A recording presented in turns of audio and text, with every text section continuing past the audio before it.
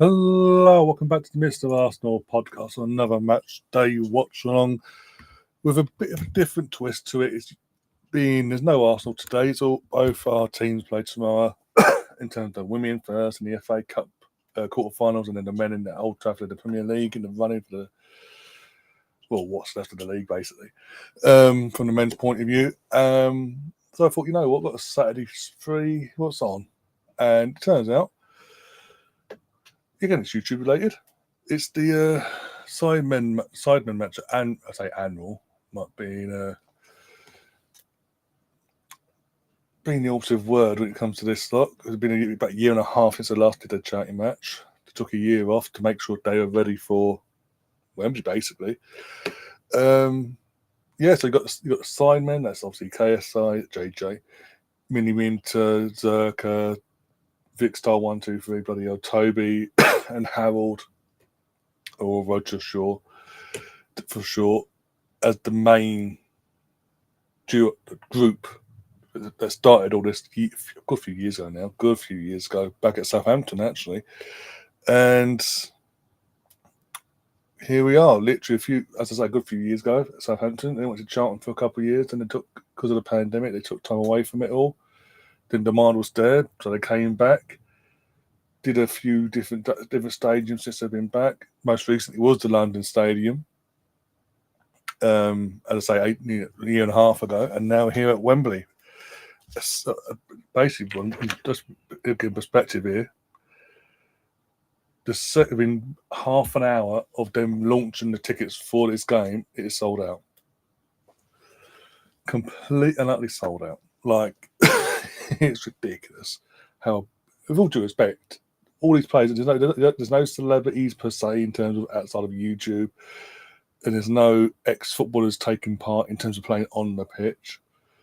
It's just a group of YouTubers put a charitable game together with a bunch of other YouTubers as well. Made up two lots of teams, and then it's just grown over the years since then. And yeah, as I say, it's to the point where they're actually playing at Wembley. The question is now, from a UK stadium point of view, where do they go after this? Because Wembley's 90,000 capacity, and it's the national stadium of England. The only way they go bigger than this is if they go outside of England now, and that could piss off the hardcore followers basically over the years. But yeah, it is what it is. Teams have been announced as well. But by the way, Adidas are making both kits as well. Makes any difference? I can't again. But what is it, about 5 or 6 events that they've done? Team Sidemen have won all of them bar one. And I'm going to say this now. Yes, again, they've done the. We want all our mates and all the best. And I say we want all our mates. We want the best ones that are good at football on our team. The ones that are not too bad on the other team. So it sort of heavily outweighs the. How can I put it? The odds of them losing, basically.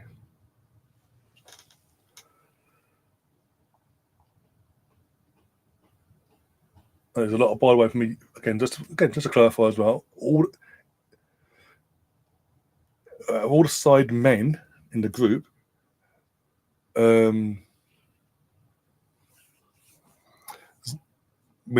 see, Vic Star scored a couple of goals. Bazinga famously scored a goal last time out. Even KSI probably scored. Everyone has scored in their little group, barring the Millwall fan. That is Josh Zerka. And they've put a lot of pressure on the lad. It's basically now or never. If you don't score today, we're coming for you. Like his own mates, by the way, we're going to come after you, make your life hell. Like, and the whole build-up's really been about making sure he scores one way or the other. No pressure. National Stadium. The last one standing, ain't we, mates? Yeah, knock yourselves out. Playing 4-4-2 for fuck's sake. So I've just seen the team graphics on my screen. The fuck is he wearing? Calfreezy wearing? Oh, the new thing this year, Mark Goldbridge, after being the manager for the last couple for the YouTube All Stars, was not even invited. He was beamed off this year, and they decided to keep the manager side of things in house.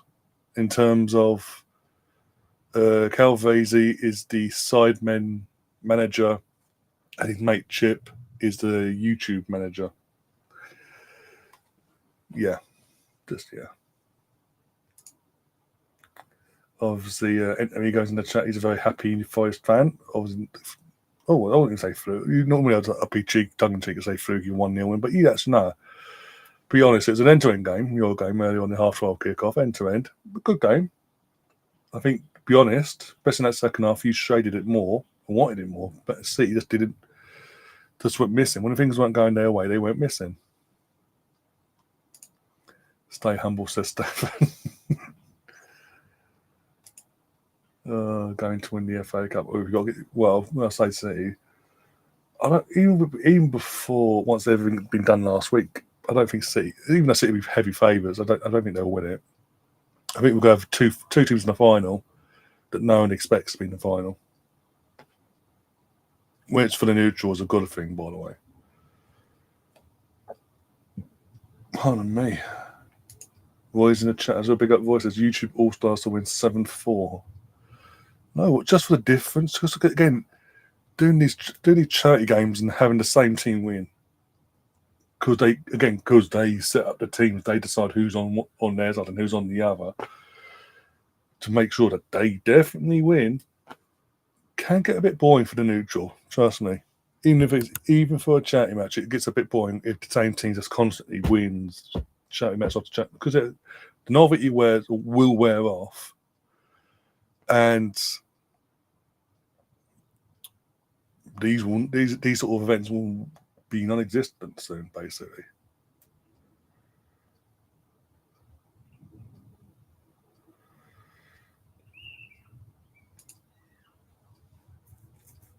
Mr. Beast has gone. We are the celebrities, for fuck's sake. Yeah, that's true. But I'm not there. We ain't now. We're not physically there. Cool. Just wanted to give you a heads up, that was all.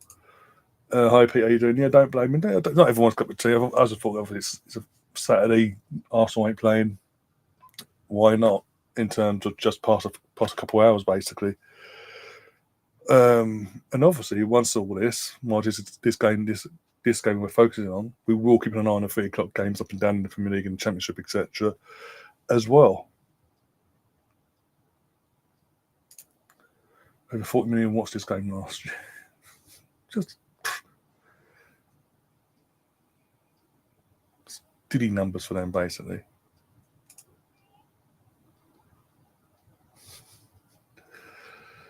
We'd love to see Brighton win the FA Cup for Danny Welbeck. They've got a chance. They're in there.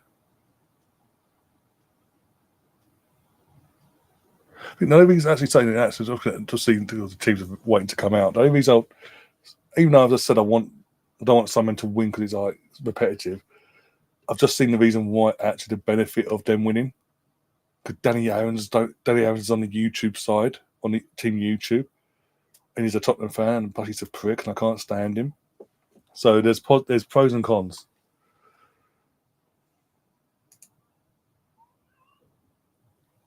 Obviously, yeah, we all would in terms of our respective teams and all, but obviously for yourselves, yeah. Oh, and Gladiator referee, former Premier League referee, Clattenburg is the referee for this game, by the way. Being paid a king's ransom by Qatar to referee this game. For anyone who doesn't know, Visit Qatar is the main sponsor of this event, by the way, as the teams come out onto the pitch. Hello, Tom, how you doing? You playing Leeds playing today or tomorrow, Tom? And they got Chris Nix in the chat as well. How you doing, Chris?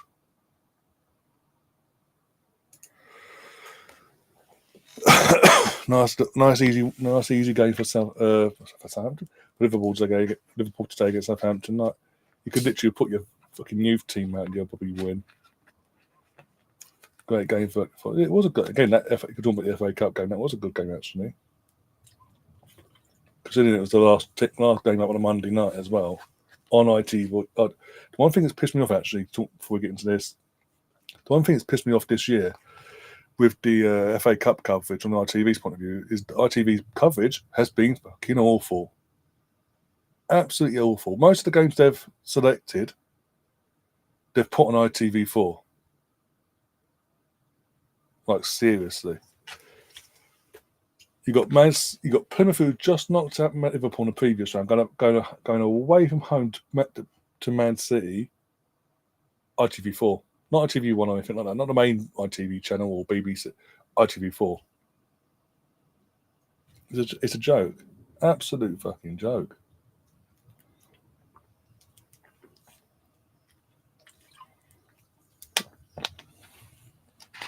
There's a few empty seats there still. For a complete sellout, there's still maybe people running a bit late getting in and all that, but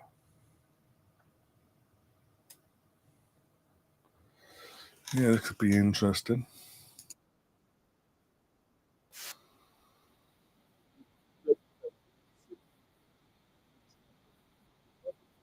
Will Zerga score?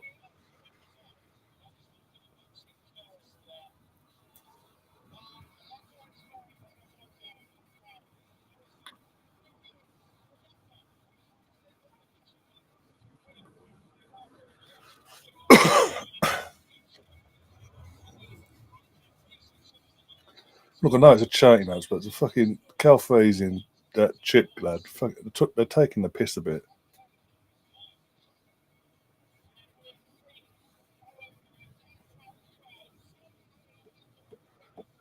Too lazy to change channels. I think it's just pathetic from my TV in general. BBC ain't done too bad, but ITV has just dropped them. It's like they don't really care. Like, why they don't care? Why you got the coverage still? Just give the BBC the coverage and let them do it on the good old days. I'm saying it's a good game because it was on a Monday night. The last game, the draw order you made, and this, that, and the other. It was actually a decent game between you guys. So, as I say, you went the distance, and one of you's got the result you wanted in the end. I mean, to follow up on that, you didn't go. You played Man City. Man City aren't all that this year, but you still had to play them. And even then, you won. Fucking former Chelsea reject in terms of how he got screwed about in the end. It was a reject in the end because of how he got treated by the club in the end. But you know what I'm saying.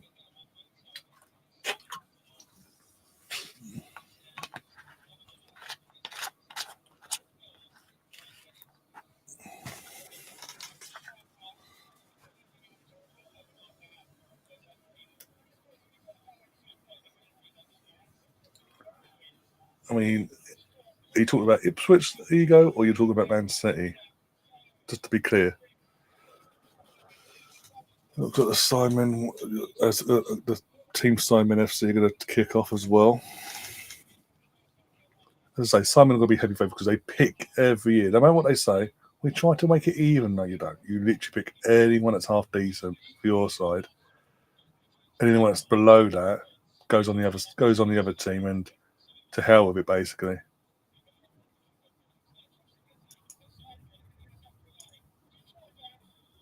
There you go, and we're off. Literally kicked off. Mini Min to try to make it all about him there. Got Paul past him and he tried to score from that literally the centre circle and completely hit his shot completely.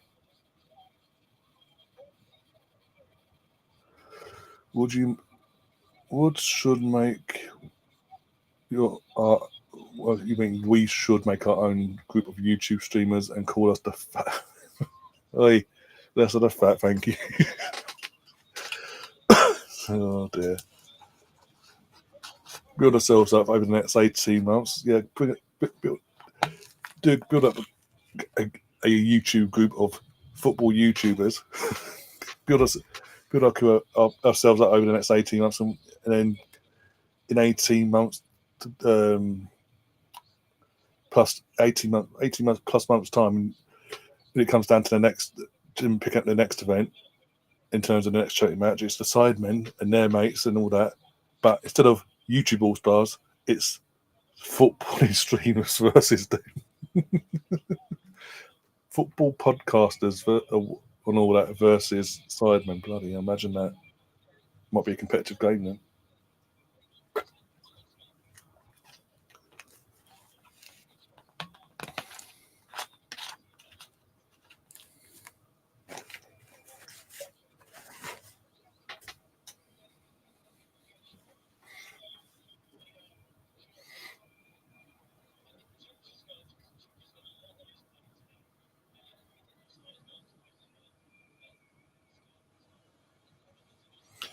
The one thing I say about, as I say, over the years, they've become more and more professional with the coverage of this charity match and all that.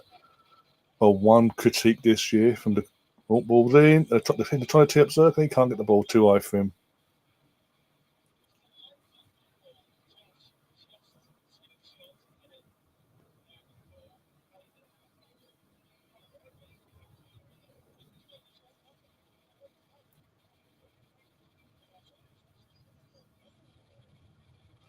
But no, I was going to say that my one critique in terms of the bit ones, keep the saves, that either be booed for that. Yeah, sketch. I don't know half these people, so bear with me.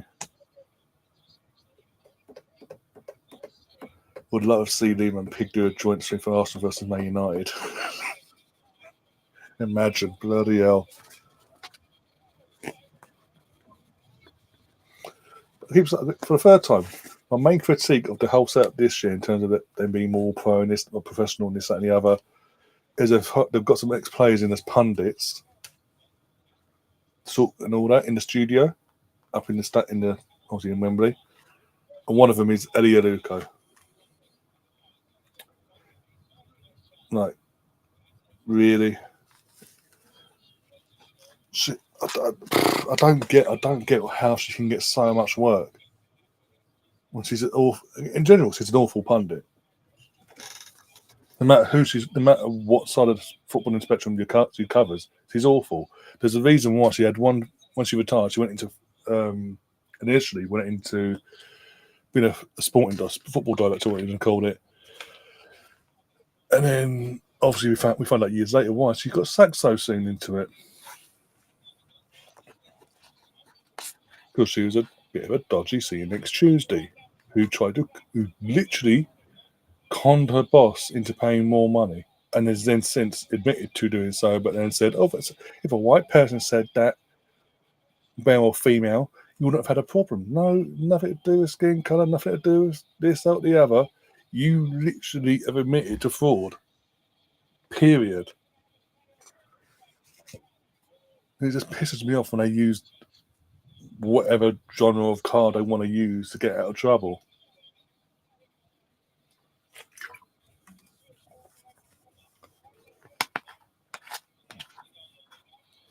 Oh, Joe Weather, and the ball bounces wide of the post.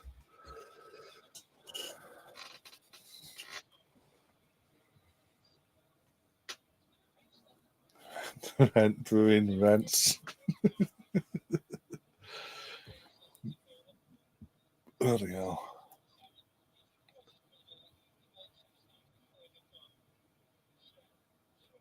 Theo Baker's gone off on.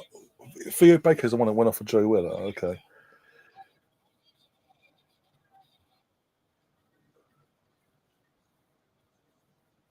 Arsenal fans got voted the worst in the league. Of course, by who? The Sun. Oh, another thing. Also, because I haven't mentioned it yet for this charity game, they was given the option apparently, or there's a hunt show moment. If you're old enough to know.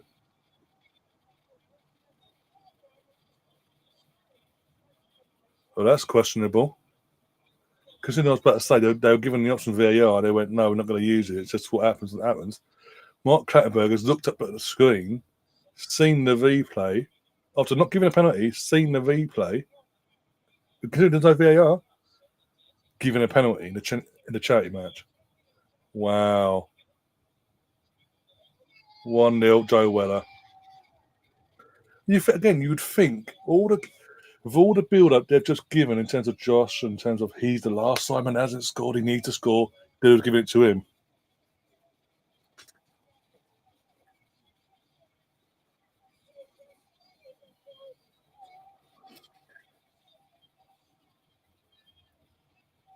Well, Ipswich losing already. Bloody hell, that ain't good.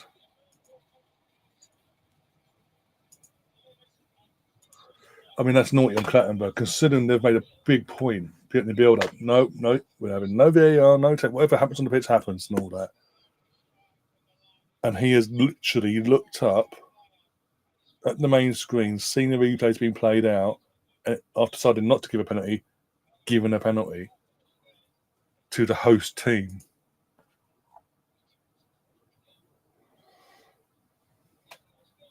No extra time coming up. They really not.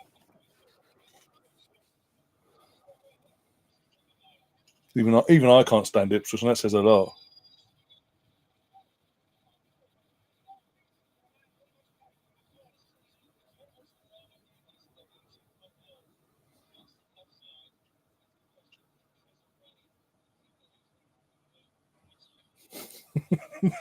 Don't piss off Stephen, for fuck's sake. That's one thing I will say. Please don't do that.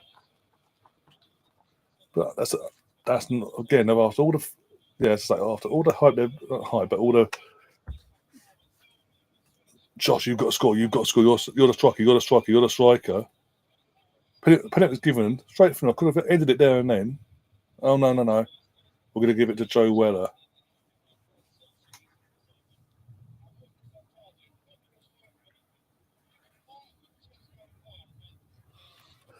But my point, yeah, I get what you're saying, Gav. It keeps them coming back every time and all that. But they've made such a point since the last match of ramming at home publicly to him and everyone else, and there's that and the other. There's been a big thing about since they've announced this, that this is the game, Wembley, it's got to happen now. They could have ended that. They really could have just ended it there and then.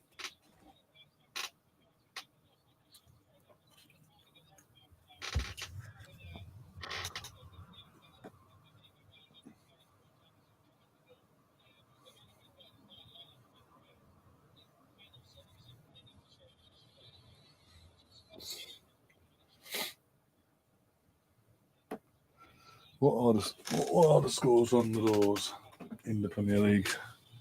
13 minutes in. Liam's just messaged me saying Pep at the wheel.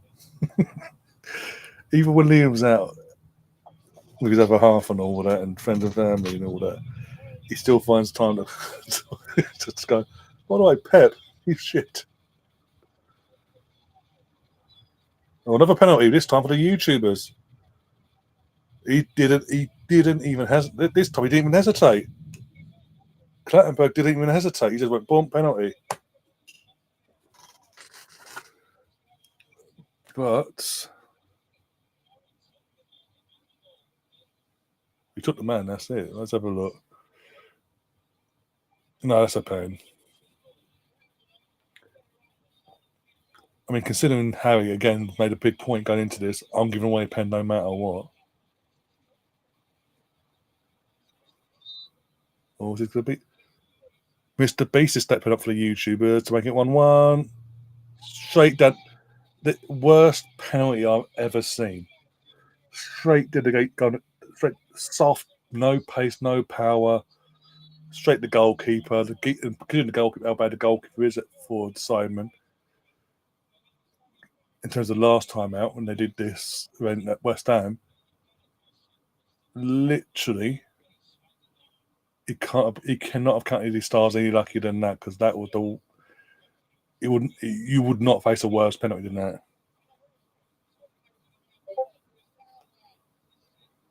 So yeah, Brighton 0, Fulham 0, Palace 0, Ipswich 0, Liverpool 0, Southampton 0. I'm not, but we'll be doing match of the day tonight, Gav.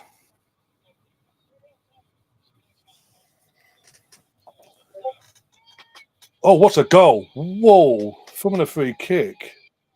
After penalty, the free kick was given. Is that Crescent D? Chris MD has took his shirt off. He's now doing a Messi celebration. Okay. What a free kick that! I've got to say, it was a good free kick, and it proves my point how bad the goalkeeper was actually. Even though the kick was good, keeper should be doing better. But from the penalty, they get the ball back then basically, and then get another foul's committed outside the box. Free kick's given. Yeah, the keeper should be doing better. I'm sorry. And again, proves my point of how bad the goalie is. Literally straight at him, he goes, "Ugh." Absolute. As good as the free kick was, poor goalkeeping. I'm sorry, poor goalkeeping. And they've got a game on 1-1.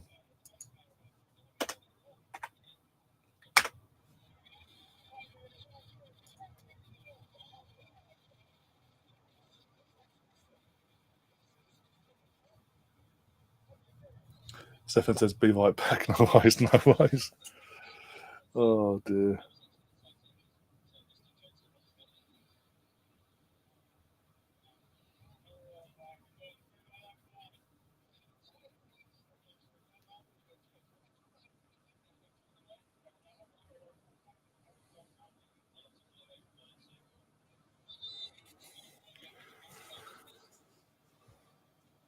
Someone's got to tell you, Butcher, look. Oh, okay. Theo's coming back on by the looks of it. Joe's going off for the Sidemen. For who, I don't know.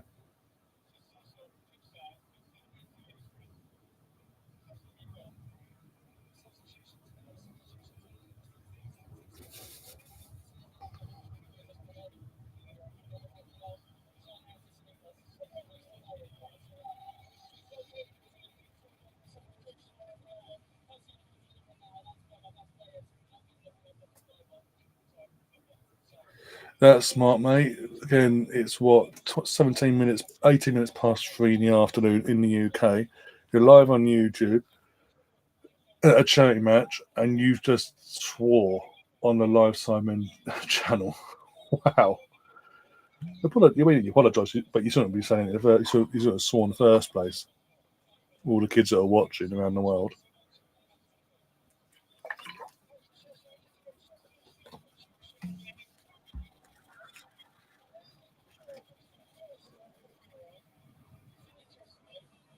That goalkeeper reminds you of Raya. Shite. If that goalkeeper reminds you of Raya, who reminds you of fucking Sanchez, for fuck's sake? In terms of your goalkeeping, Sanchez, not obviously Alexis. For anyone gets confused.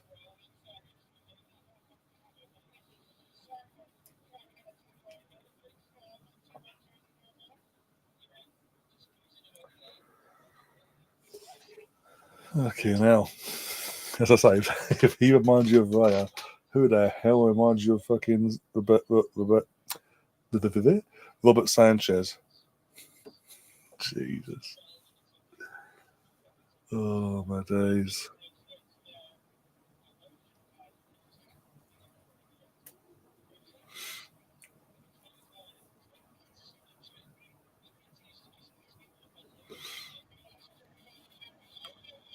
It'll be 2-1. He missed a sitter. Nico's missed a sitter. Put on a plate for him by Theo Baker, and he's missed a sitter.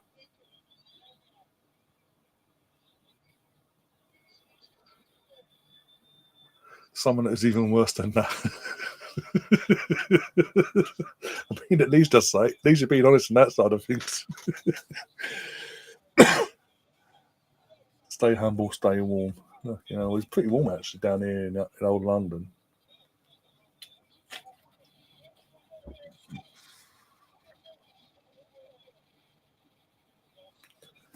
Okay, now. That's what's done.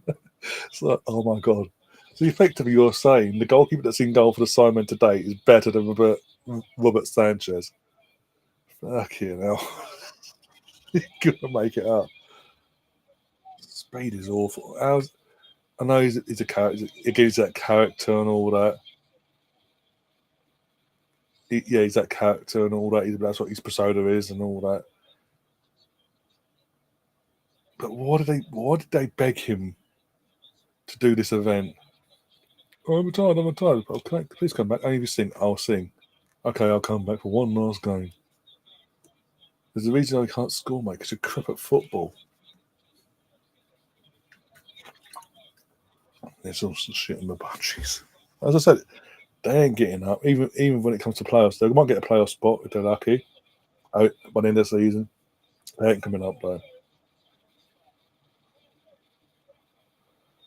Mr. Bean will be Mr. Bean will be a good comparison to Sanchez. But my point still stands that you're saying this goalkeeper for the Sidemen is a better goalkeeper than Robert Sanchez. Maybe you sign him up then, maybe.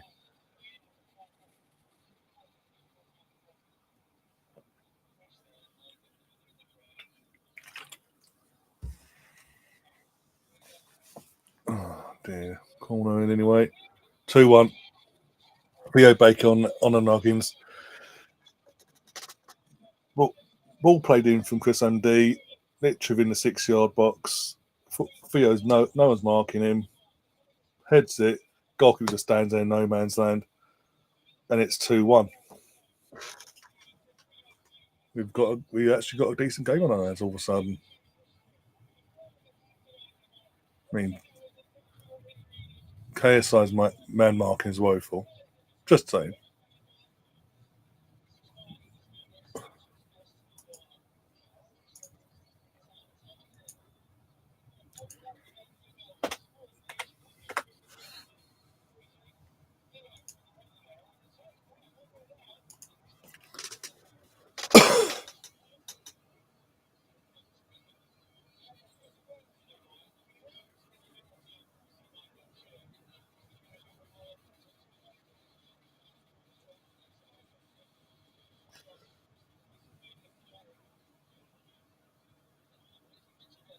Yeah, goal and assist for Chris MD. Yeah, good point.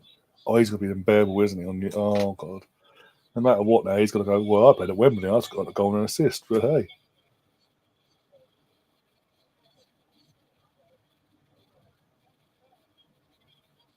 Did you watch United versus Sociedad? Right, I did. The first leg, yes. Oh, my God. So, again, it wasn't like... I think the draw was a fair result in the end. But again, even when Sociedad weren't their best on Thursday, United still look woeful. Because barring the goal itself that Xerxes scored, what did United do for the rest of that game?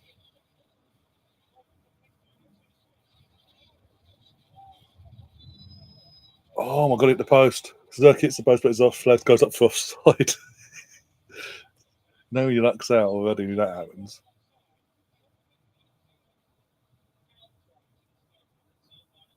He's on.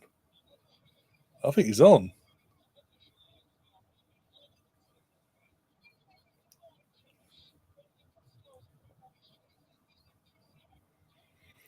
Do you think United will get past them or not? No. Because all the pressures, even though they got a good result in terms of a draw, at Sociedad is going to be 3. Nope.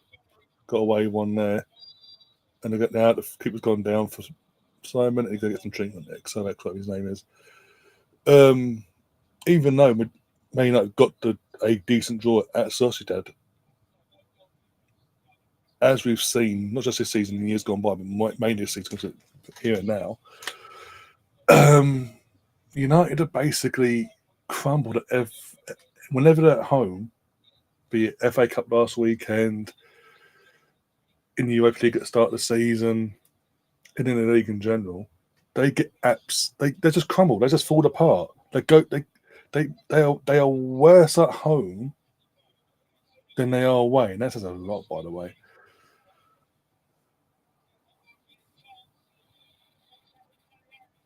I forgot to say, you 2-1. There's hardly a pumping when it's 2-1 to Chelsea against Copenhagen. The game, the tie's still open, so you can't. Is he going to be free? Is he going to make up for his missed opportunity? No, he's not. He's going to run and let KSI win the ball easily there.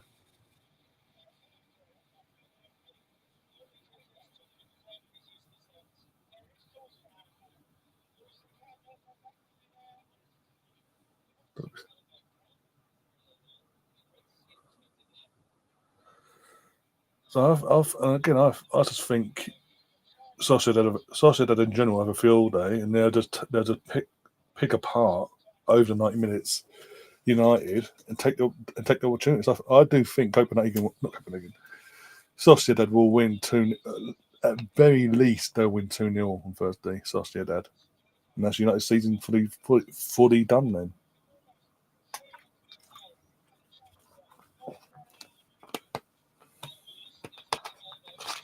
Oh, it's amazing, by the way, that that's a handball.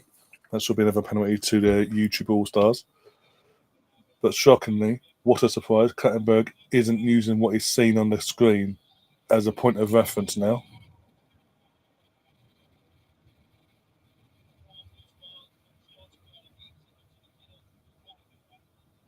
Logan Paul's been hooked off. Robber as well, and Jamie and Clarkey have come on. Jinxie, Woodeny, and whoever that is going on. Chris MD is going off for a bit to get a bit of respite, and two other players I didn't see.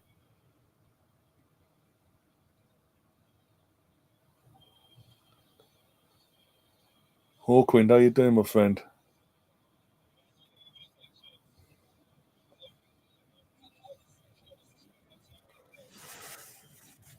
Difficult to say, but yeah, in terms of Chelsea, he's not over yet.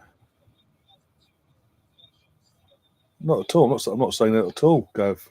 I'm saying it's still an open tie that you can't afford to rest any players ahead of playing us a few days later. At least we've got because we've got that 6-goal cushion, 7-1 overall. My first leg, we can rotate. We can afford to rotate in our second leg. You can't really do that. That's my point. Initially, anyway. You probably will get through. Don't get me wrong, because you're at home and all that. But I wouldn't say you pumped him. He's only took it's 2-1. Pumping him is like as what we did to PSV 7-1 for fuck's sake. Sorry, is there no goals in this Premier League yet? There's still not a single goal in the Premier League. I don't even want to ask a follow up to that question, Ego. I really don't want to ask. Hull beating Bristol 1-0. Derby are beating Blackburn 2-0. Plymouth are losing 1-0 to Sheffield Wednesday. Sunderland are beating Cardiff 1-0. Swansea winning 1-0 against Middlesbrough. Apart from that, it's all 0-0 up and down the Championship. But yeah, okay.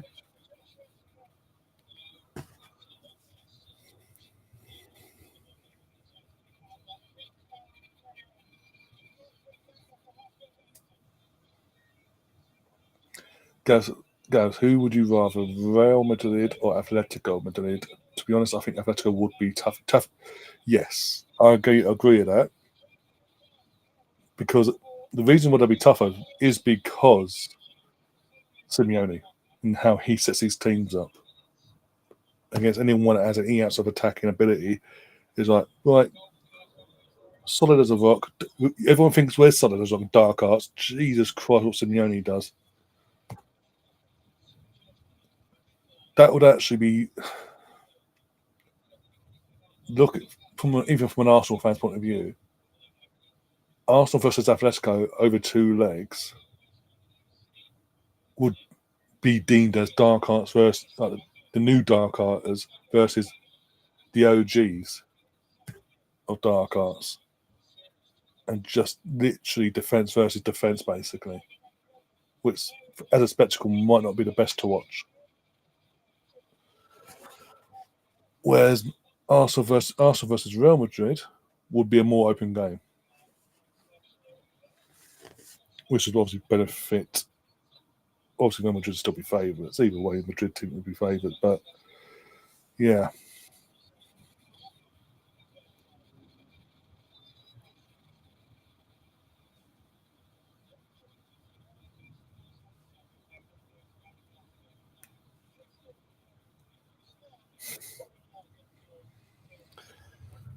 Jesus Christ, ego's losing the mind.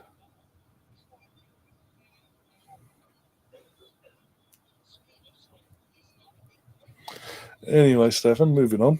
See what you started now. Where you go? See what you started. Jesus. Oh, mind again. From when you asked me who I prefer. I don't really care. Just obviously whoever we have to play, we have to play them either way. 3-1. Again, are you Gav? Gav, are you sure this keeper is better than Robert Sanchez of Chelsea? He's Lachlan of Lachlan from Team YouTube has just scored a goal where it literally is school. It wasn't the most powerful shot, but it still managed to squeeze through near post past goalkeeper near post.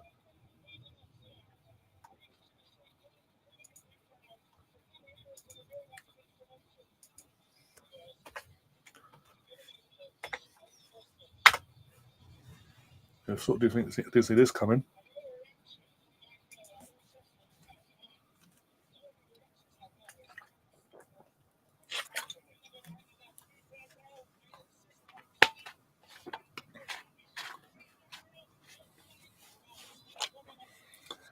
How bad has this got to get before the Sidemen pay off Clattenburg and actually please get us back and give us a penalty? Or JJ's been hooked off from Manny, who is the brother of Toby. But JJ has been hooked off.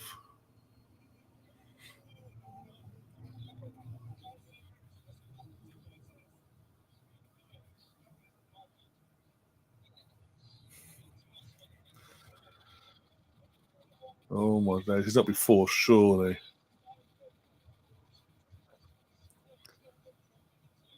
How's it? We've had more. I know it's a chain match. It's amateurs in terms of what's on the pitch. We're getting more entertainment and actual goals as well than we are in the Premier League. I mean, as it stands, as I last checked, only a few minutes ago, literally, Liverpool were drawing 0-0. Might have changed now since I said that. No, it's still 0-0 at Anfield against Southampton, for fuck's sake.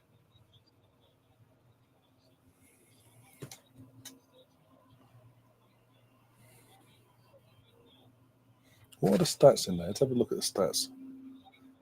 That's got to be the most one-sided 0-0, probably, statistically.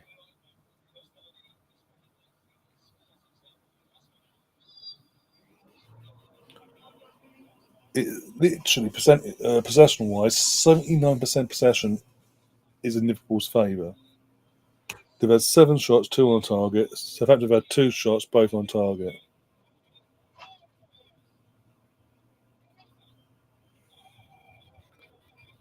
So London have actually took after a strong start in this game. Actually, Team Simon have actually took the foot off the gas massively.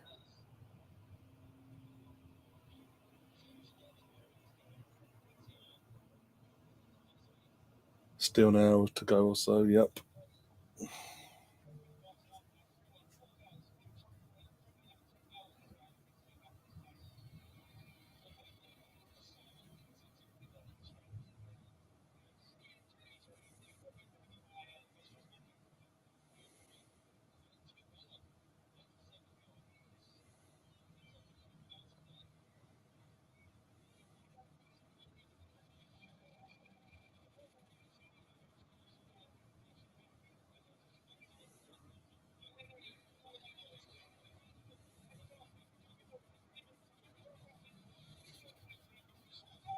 Three-two game back on.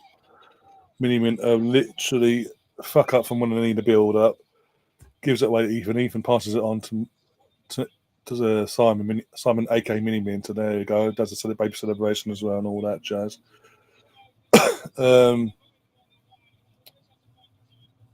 Eight to the space, no one closing them down. So you think, you know what? Instead of passing to my teammate that I've been harassing to score, I'm going to have a pop myself and get us back into this. Bang.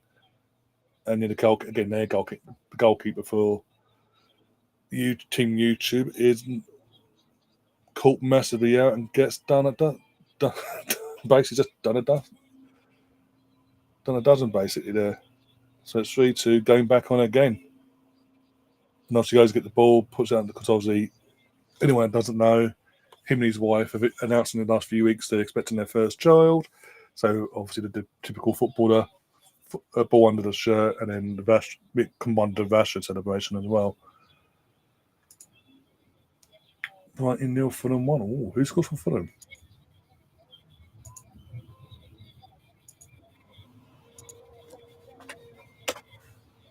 Still, I think the best goal so far has been Chris MD's free kick. Better as a goalkeeper losing for that, but still.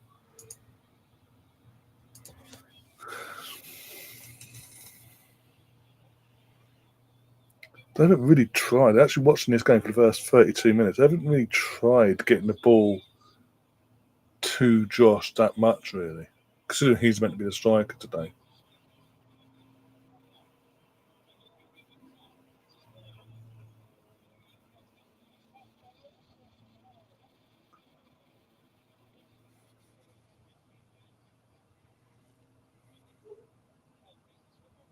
I can find it. I can find it. Don't worry, it's fine.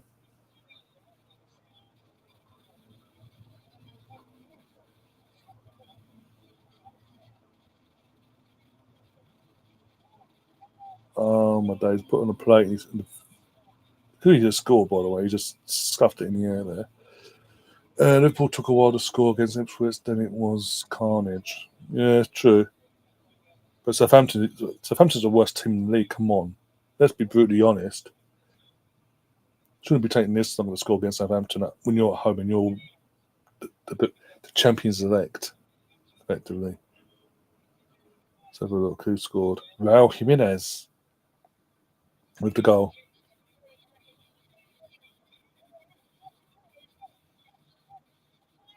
4-2 Theo Baker. Second, he's on a hat trick. Literally, again, it's just poor defending. None of the Sidemen want to defend whatsoever. They know from last time how bad his goalkeeper really is, and they just don't want to defend. And it's like the fucking watching the mighty Ducks basically. And this time, all of them bar Theo was offside. He's come out of nowhere, collected the ball, and and obviously just got the shot on target. He knew once his left foot he was on target, he was going in.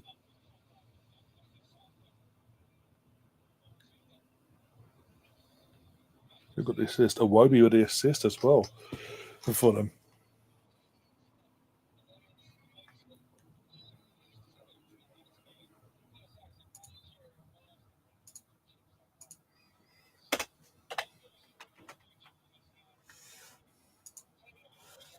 Oh, going to be 4-3. So to go. Oh, jump for it, Josh. Jump for it. No. Was he expecting a low cross just to tap it in? Got to work for it, for fuck's sake. No, I know it's not his natural position, but Jesus.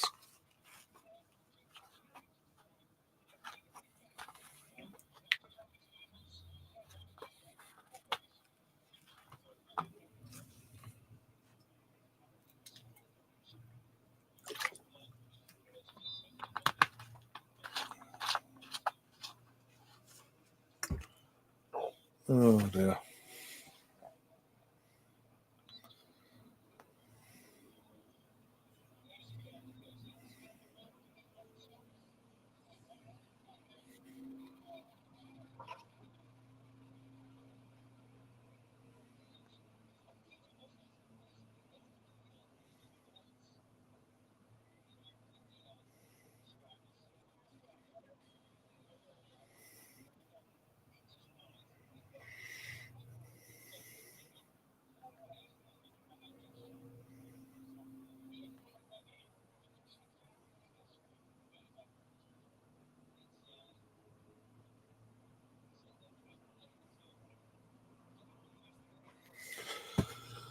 Right.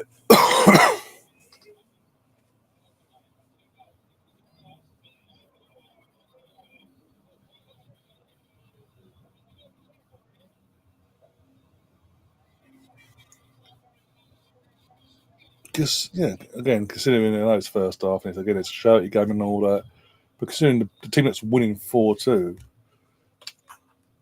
is the weak as a whole in terms of quality of squad. compared to the team that should be winning. Not been a bad game so far. Oh, Mini Minter's going to get his second. No, he's going to put it back, wait for Josh. No, he's going to go for it himself. And it's over.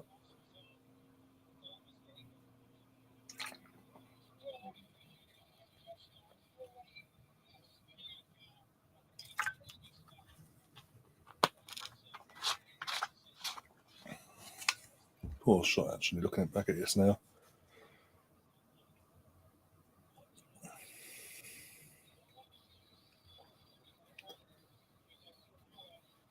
Have a shot, Josh, have a shot. It's on target. I mean, it's on target.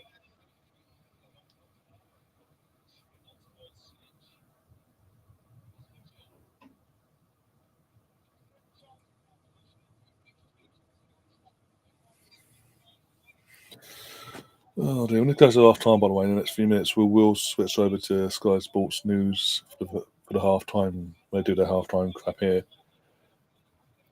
And see what they've got to say about Premier League and all that.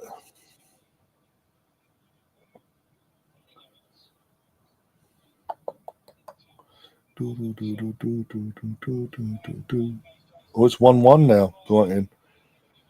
Jan Paul Van Heckel with the goal for Brighton, sorry. But 0-0 in the other two games.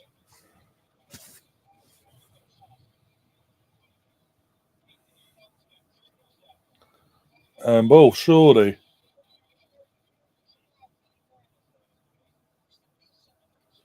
He doesn't want to give it. Fucking hell. This is like fucking the FA Cup, not the FA Cup game, the Arsenal women's game the other day. Bloody West Ham playing one like that. That's exactly what he's just done now. He's put his arms out and gone, it's a deliberate handball.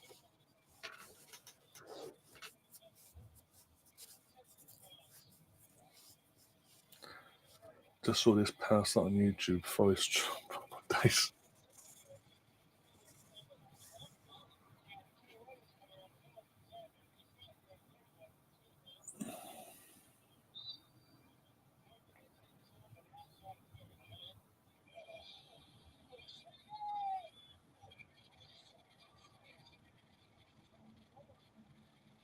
Okay, now. Oh, my days are so desperate now to try and get Josh on his score sheet so they can actually get back to the normal game plan I'm streaming.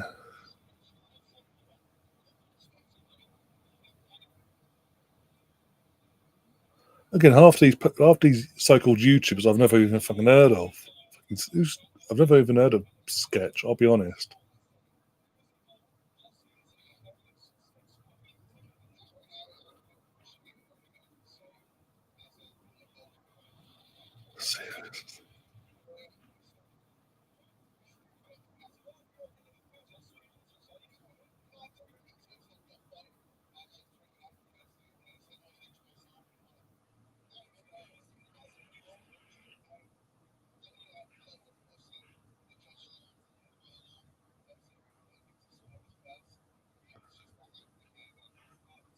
Because the ball's to him, barring one ball to him, JJ, have been absolutely woeful. I mean, I know he's a friend of theirs, but how's he on their team in terms of Alex?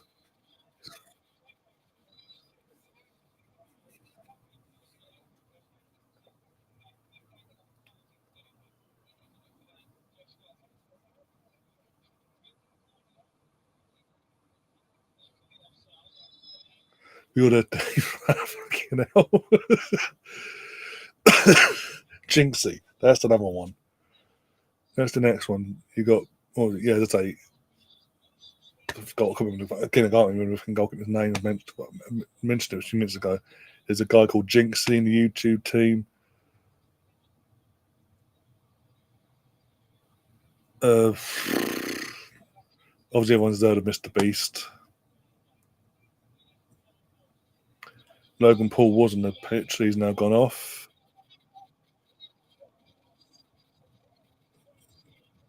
You got Chunks on the pitch. I'm trying to think now. Winnie, Danny Aaron's, and 4-3. Joe Willis just scored. Poor goal, keeping after some good saves from the lad. he just had an absolute howler there, and it's now 4-3 game on again. Never heard of him. Yep, pretty much. Pretty much. Half of Team YouTube I've never even heard of. There's a few on the Sidemen team I've not heard of as well, but it's not a fucking point.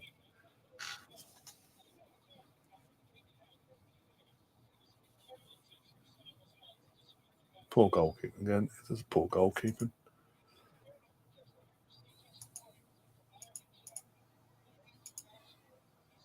So you've got two players at the moment, Joe Willett and Theo Baker, both looking to get a hat trick.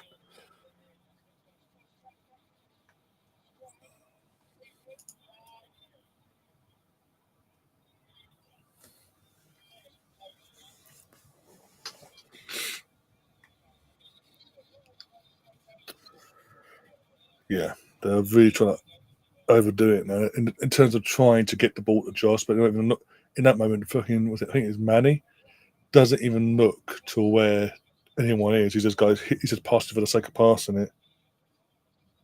No, if I just that's got to be a troll. No way. No way. After I've just slapped off to the worst team in the league. Wow, I didn't see this coming. Will Smallbone of Southampton has scored in the 46th minute at Anfield. It's Southampton 1, Liverpool 0. Poor shot. Not the leading line. This is not a typo. And how long do we give it now? As soon as the second half kicks off, and between the second half kicking off, between this, second half kicking off, and Liverpool equalising. How long do we give it? 2 seconds. The next Watchalong is the Suffolk Coastal League and 2 blokes in their dock. Well, hey, if it's a charity, it's a charity. Hey, what other things are you using? Oh dear.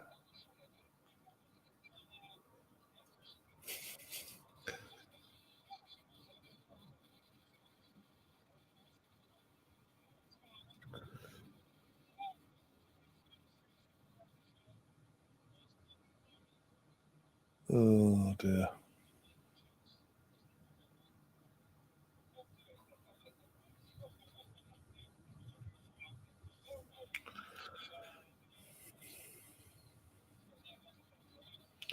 Yeah, they might do. Yeah, that's what I'm saying. How long do we give it? It's going to be 4-4 before half time.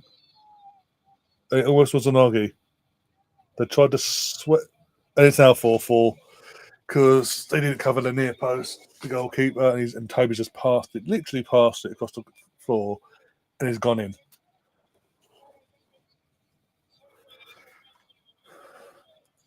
But Simon, prior to that, trying they're forcing it too much to set up Josh, and yeah, Danny Owens playing everyone off on side.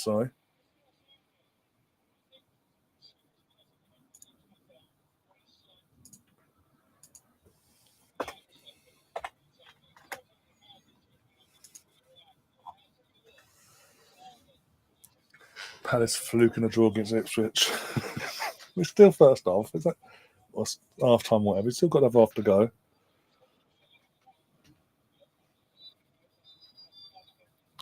And there's no injury time added on after an 8-goal footer for first half.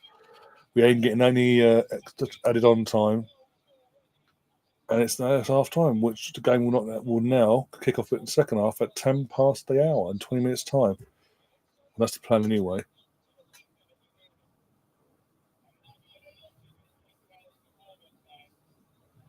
Oh yeah, we're Americanising it.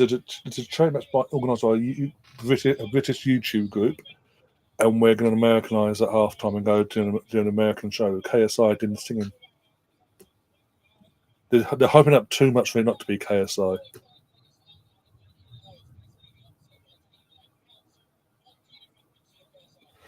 On that note, because I don't know what fucking what's an overrated YouTuber singing and dancing in the middle of the pitch, and you go, "Oh, I've gone off because of the boxing." No, you went off to sort yourself out to make sure you're ready for your Look at Me show. Oh, I'm going to bring that down. That's over there, isn't it? Of course, it's over there. Right. Oh dear. So at half time, it's Sidemen 4, YouTube All Stars 4. Which at one point actually didn't look like it could be on the card in terms of a draw at half time because how bad the host team were being defensively. Wait 1 second, let's just sort myself out 1 sec. That breaking my neck. That'd be fantastic. Oh dear. But yeah, if you're not new to the channel and you haven't already, please subscribe. If you're new, hit the like button and all that jazz, and yeah, be massively appreciated if you could.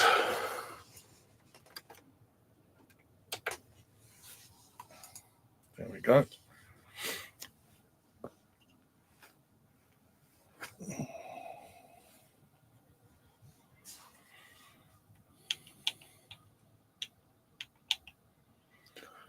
Hey, oh, let's go.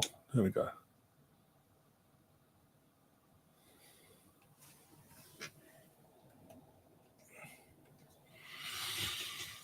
So I just loaded up the old Sky and Go.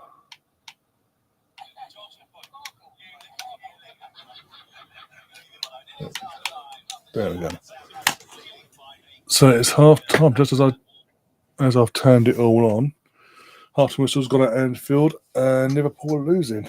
Couldn't lose to anyone at half time or in general, barring Nottingham Forest all season. But now it's all pretty much wrapped up. Suddenly, you take your foot off the gas a bit. It does mean though, if this stays as it is and Southampton was to win, just going to look at the table now, the as it stands table on my phone. It would mean that Southampton would avoid the dreaded lowest, the dreaded record of having the lowest points total come May, because as it stands, they are on 12. They ought to win today, and obviously the record is 11. So, something for them to fight for, if you will. 0-0 between Palace and Ipswich. Brighton 1, Fulham 1. Championship. We've got Bristol City losing 1-0 to Hull. Burnley are beating Luton because everyone beats Luton this season. Luton, mate, all the work they've done to get, obviously got promoted, and all the work they did with the players they brought in, building the squad, so they did go down, which they did. They were ready to come back up. First time of asking, they're not even doing that. And they actually could be in League One the way they're going this time next season. Derby are beating Blackburn. It was 2-0, it's now 2-1. Plymouth are losing 2-0 to Sheffield Wednesday. Sheffield United, so this will be was a score for Tom to be this and that for. Sheffield United 0, Preston 0 at half time. Sunderland 1, Cardiff City 1. Swansea winning 1-0 against Middlesbrough. And West Brom are beating QPR 1-0.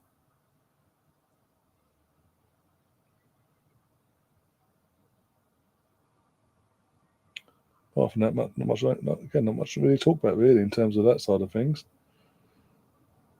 There's no SPL by the looks of it. Scottish Cup though.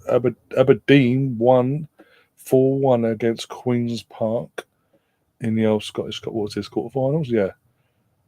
So the team that knocked out Rangers in the last round got pumped today.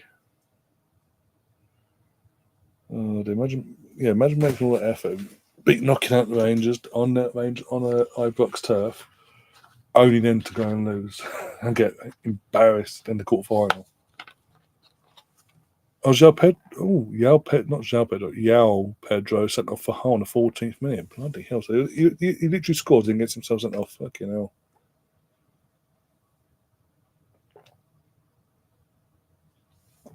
I'd love to know what he did to get sent off within a minute of him scoring.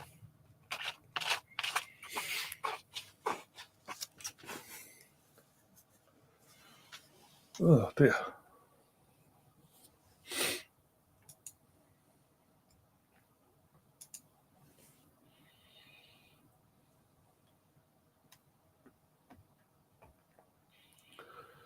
You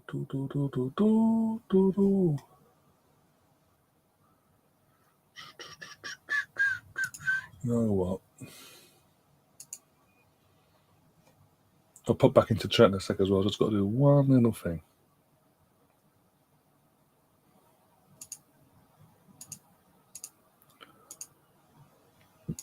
There we go. The last 5 memberships of the month, ahead of tomorrow. And Gav always, and Chris, yeah, and Russ, and Zoomin. Any new faces? Oh, we've got a new one. 1 out of 5 is a newbie. Okay, fair enough. Well, there you go. Hope you enjoy your memberships in the next month. Yeah.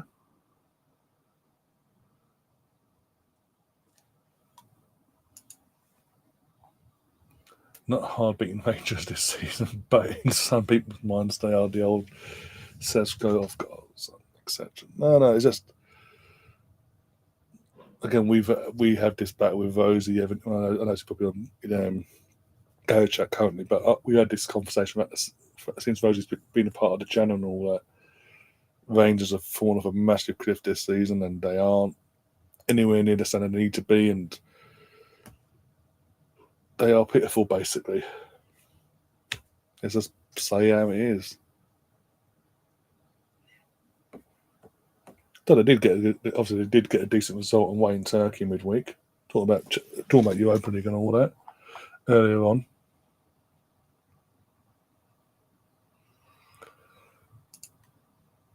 Cheers for the gifted on my other account, no problem. Again, thank you. They're the one that randomly picks the account. So, but yeah, I swear once upon I got a couple of times actually now. Your main account, the one you're using now, and say your backup, have been given memberships at the same time.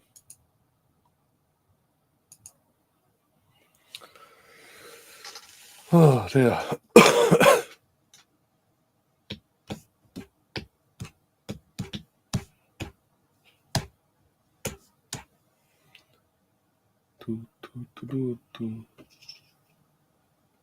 Birmingham City drawing 0-0 against Lincoln in League One. As well, Bolton are beating Burton. Leighton Orient losing 2-0 at home to Northampton as well. Wickham are losing to Peterborough. Wrexham 0, Rotherham 0 as well. In fact, he wants to focus on League One teams as well. Now that's going for the hunt for automatic promotion back or to the Championship side.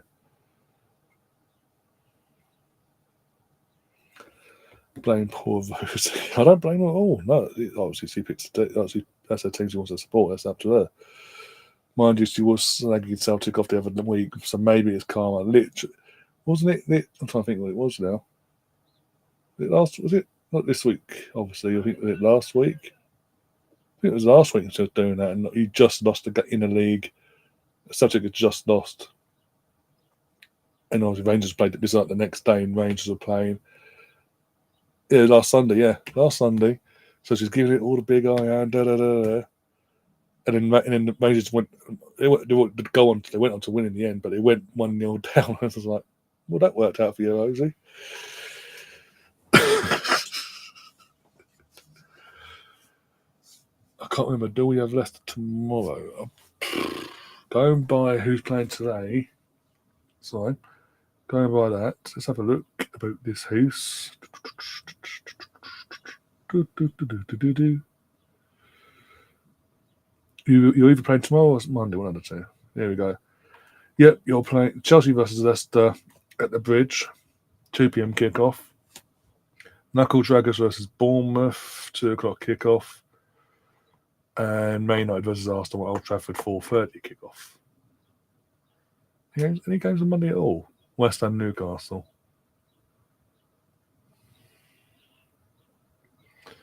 So yeah, tomorrow is back to back for me in terms of streams. Literally 2 o'clock. We go live, 2:30 kickoff at the Arsenal Women's FA Cup quarterfinal between Arsenal and Liverpool. 2:30 gets to say kickoff, and then as that ends, we'll end there. Come back 5 minutes later, do another stream for the main event of the day, Man United versus Arsenal, which we will possibly see a very hungover Liam join us for that one. This could be interesting depending on how the game goes.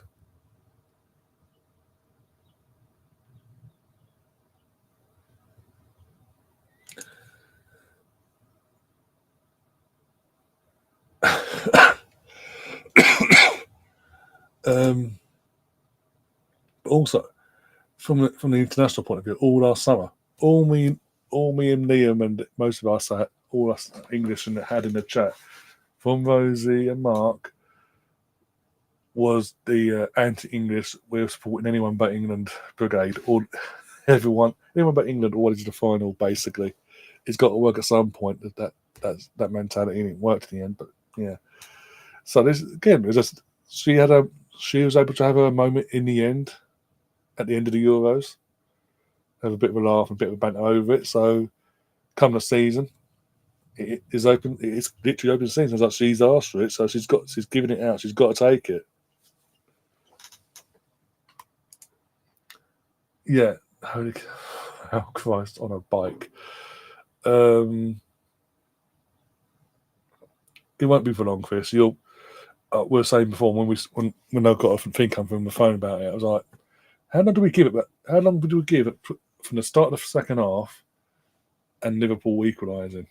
How long do we give it? Minute or two, give or take. Salah out of nowhere, or something like that. Something miraculously out of nowhere. Like, boom, here we go, bang. And it'd just be an onslaught in the second half. How dare you score against us in mentality? Boom, 1-1, 2-1, 3, 4, 5, 6, 7, etc. How long do we give it? So I wouldn't, and in worst case scenario, even if by some miracle you don't turn it around today, you lose 1-0, worst case for you, you're going to win the league anyway. Take DL for today, please. Oh, dear. What is your prediction for our game tomorrow? I went one of my polls. I sent you. I think I went for the Arsenal win.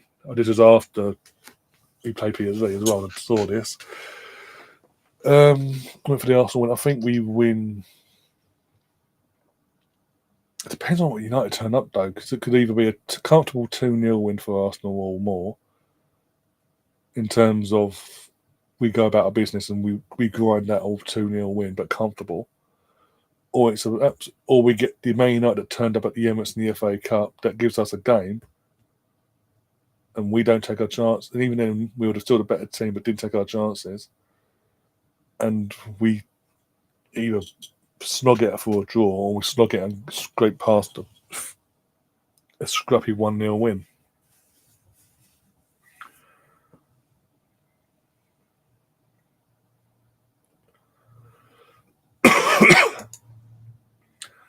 Liam was out basically today. Liam was out and about with his other half, currently at a show, and then they're going off into the London nightlife to have a bit of a night. Obviously, enjoy the night off, basically, from the kids.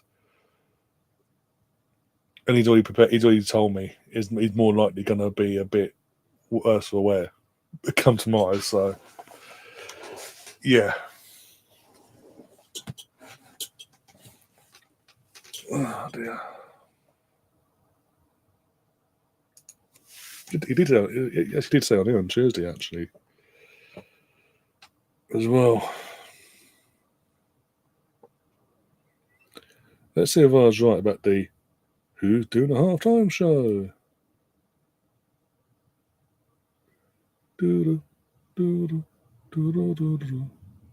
Nope.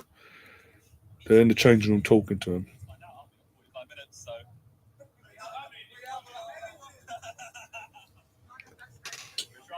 Okay, now Logan, you're over here vibrating. Talk to me. So, you've been in front of the masses, okay? WWE, known for its trash talk. I'm not gonna lie, the YouTube All Stars, they're chilling in there. Anything to say to them right now, down the barrel. So no, this one's for the kids. This one's for the kids. Shout out to the sketch. Man, oh man, I can't do it. Heart of gold. Heart of gold. Okay, there is one thing I do need to tell you though. We've had the match ratings in so far, and I can tell you the stinker of the first half It's JJ. With a rating of 3.2. And what do we do to stinkers, boys?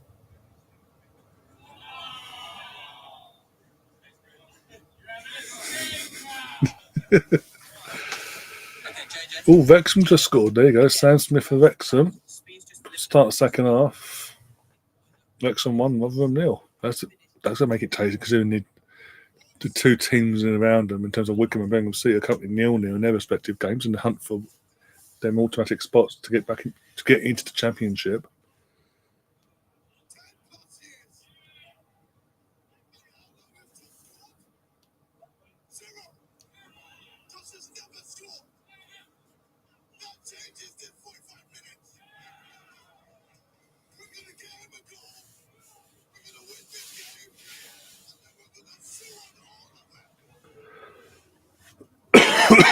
Yes, but it's good. Not as good when you know where to go, and where to avoid. So to say, for your own life, but literally.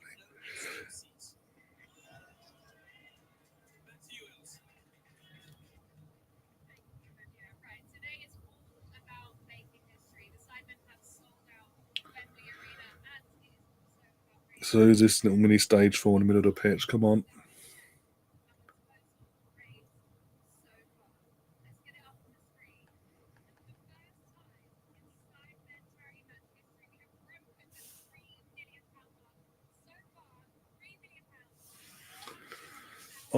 Hello are losing 2-0 to Arbroath as well. Exeter 2, Shrewsbury 0.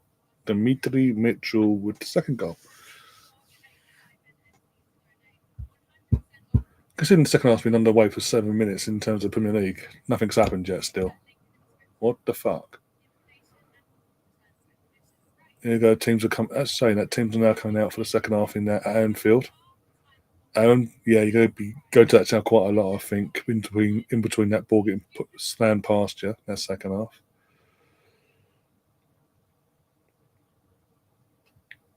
There we go, McAllister. Is it McAllister coming on?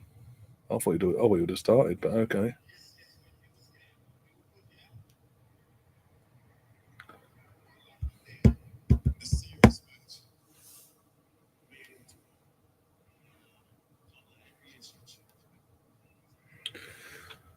Oh dear.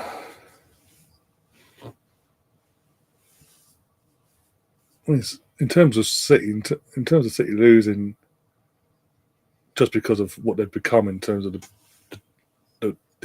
we've got to say to otherwise, allegedly cheating the system and cheating myself out my team out of 2 league titles, Liverpool out of 3 or 4 league titles, and etc. etc. Yeah, and then obviously Liverpool, we know the team that's pushed us. I say pushed us aside for them to go and win the title themselves.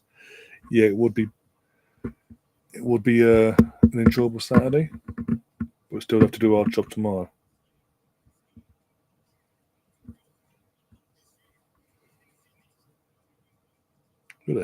Sorry, who is this in the halftime show?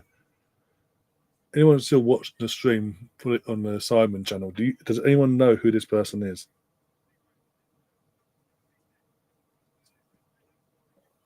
And I'm not being rude by saying this, but it is some random rapper I've never heard of. Standing in the middle of the pitch on a circle platform. In a small circle, by the way, not a big proper stage, just a little diddy circle stage, like there. Fucking that's a bit of a comeback from what was 2-0 at half time, Doncaster winning, is now 2-2. Daniel Butterworth, and then literally straight from the kick-off after the restart, Joe Wesley scoring for Swindon.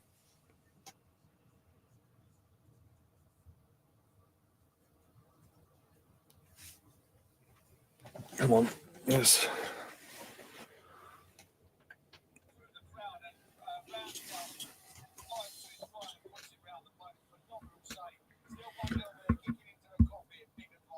So yeah, basically, it's the second half, Liverpool checking the copying. What could go wrong here?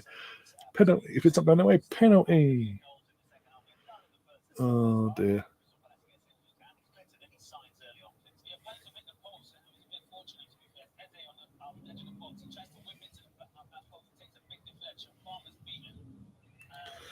No, it's just that it's random. He's got to be a friend of fucking JJ, isn't it? Look, mate, we sold out Wembley. You're an unknown artist, but me and the mates have sold out Wembley. You fancy doing a half-time show?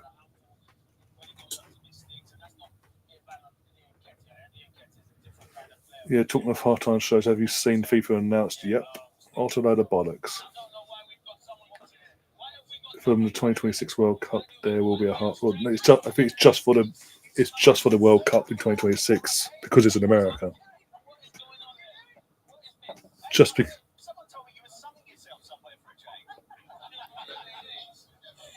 but no, sorry, I was saying it's because it's the World Cup's in America. Super Bowl, they do halftime shows in America. It's like, I know, let's do this. It's like, so the World Cup final is going to be an absolute slog, basically, to watch, let alone cover. Because we got to do this, we got to do that. It's going to be some absolute arse artist, basically, who's in terms of just there for the sake of it. Oh, it's the World Cup, the final is in this particular state. This artist was in that state. Off you go. And what's the worst thing about all this is a certain Mr. Trump's going to be in that stadium. Let's say doing the old look at me, look at me.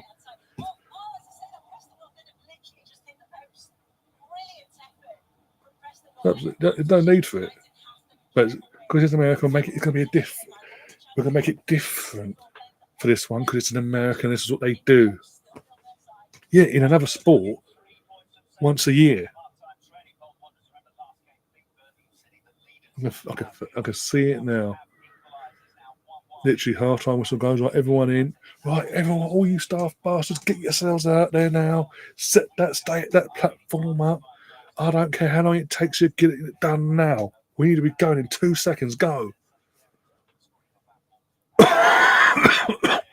And at the very end, the artist is coming off the stairs, down the stairs. It's going to be a massive ball. They're going to kick it. And no matter what, this time it's going in the net. It's not going to go anywhere else but in the goal.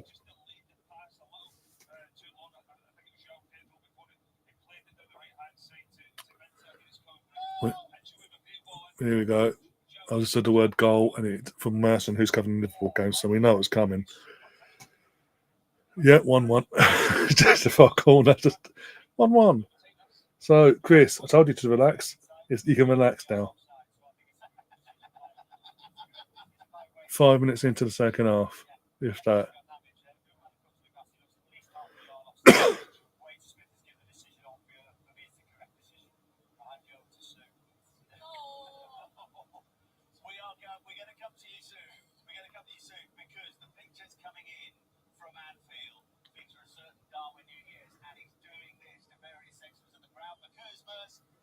Trump trying to hospital. Oh God, don't. Even that wouldn't surprise me if he made it all about him. Like, I'm the American president. Get me down there now. I want to be the one that does it. It's got to be about me.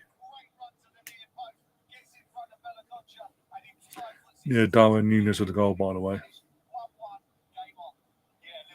Tyrese Campbell just scored for Sheffield United, 1-0.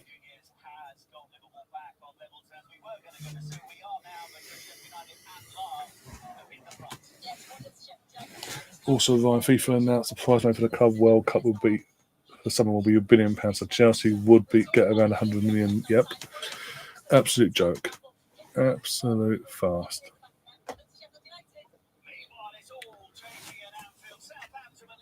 It's to build up the interest, isn't it?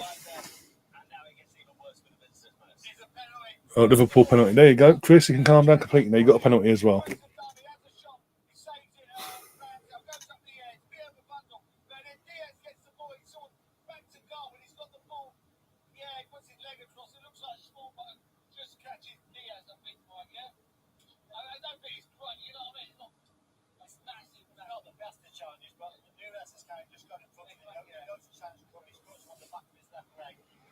Turn this off soon. Go back to the fucking Sidemen. Oh.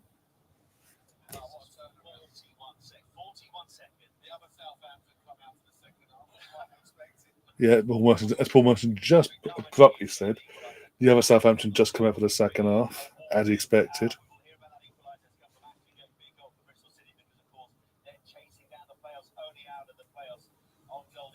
You couldn't take the L today, could you, Liverpool? Just for once.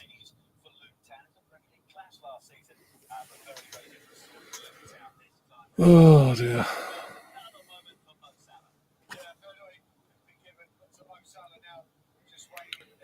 Mo Salah versus Ramsdale. What could go wrong? Oh look, they're all there. What a surprise! KSI's in the middle of the pitch on the little stage, going, "Look at me, look at me." I don't want to get injured, guys, but I'm going to jump up and bounce off the ankles. 2-1 Liverpool.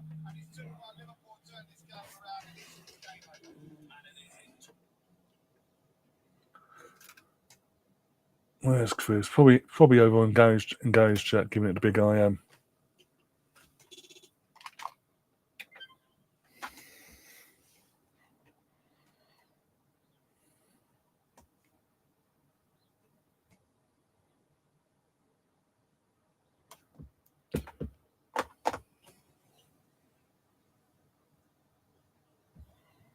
We're beating the mighty Liverpool. Woohoo!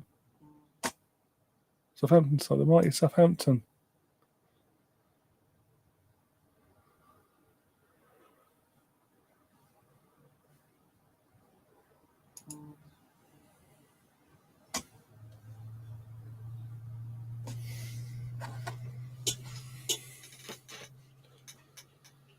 Oh dear.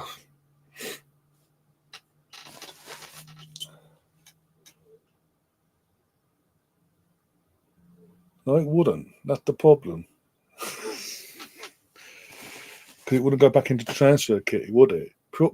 Pure profit would be the money going into the transfer kitty directly and nowhere else in the club. That 100 million would have to go into other parts of the club. Being as it's not transfer money. So nice try. But legally, no.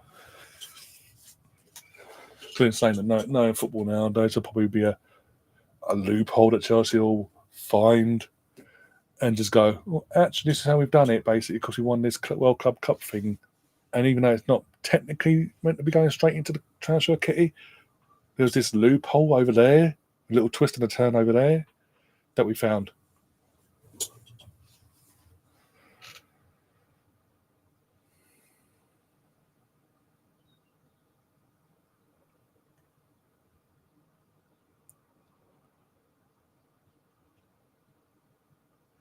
Well, we are. What was for half time? It was only meant to be a 20-25 minute stop. Has gone well beyond that because it was at 10-2 when it came to abrupt end. We're now at 20 past. So it's been a good few minutes since. Well, a good 10 minutes extra, actually longer than it should have been.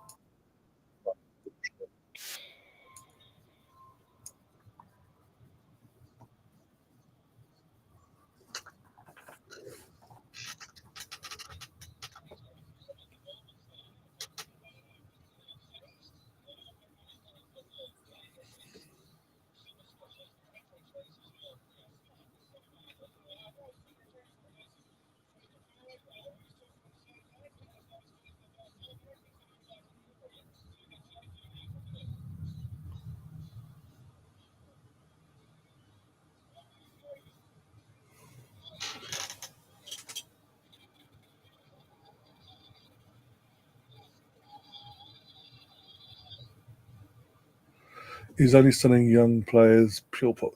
Basically, when you're, for example, any player you bring through the academy that hasn't cost you anything in terms of they've literally come up through the academy system at every level, and for whatever reason they can't make it. And you want to sell them on, or you don't want to keep selling, but there's an offer you can't refuse that you've got to accept. Every penny you make from that sale of said player, for example, back in the summer, Conor Gallagher, because he came through the academy, every penny you got from that deal went straight back into the transfer kitty and was deemed as pure profit. Whereas, for example, if you brought a youngster in from another club, for example, Mari Hutchinson, who you got from Arsenal's academy, for us that's pure profit. Plus what we got after the sale when you sold him to Ipswich, we got a bit more to add on to the pure profit as well. Whereas from your point of view, that's not classed as pure profit because it didn't come from your academy, and so you made a loss on that, mate. You made a massive loss on that actually. With all the payments you had to give to us, this, that, and the other as well. That's made a big loss on that. But the money you would have got in the months after you had dish out to us. What would have been left is not classed as pure profit, and some of that money would have had to go back into other parts of the club. Like you did with Mason Mount. Yeah, basically with Mason Mount as well, another one. Mason Mount, because he came from the academy, sold him for 60, 70 mil, whatever it was. Pure profit, went straight back into the transfer kitty. When we sold Eddie in the summer and Smith Rowe in the summer, both sets of play, that was around 80 odd, just shy of 85, 90 million pound pure profit there, and just two players alone. They go straight to the transfer kitty, straight back into the transfer kitty again. And is deemed pure profit.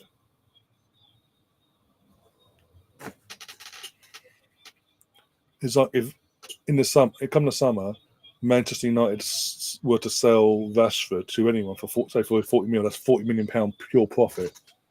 No matter how long he's been there, because he came from the academy. The teams are back out for the second half now in this game.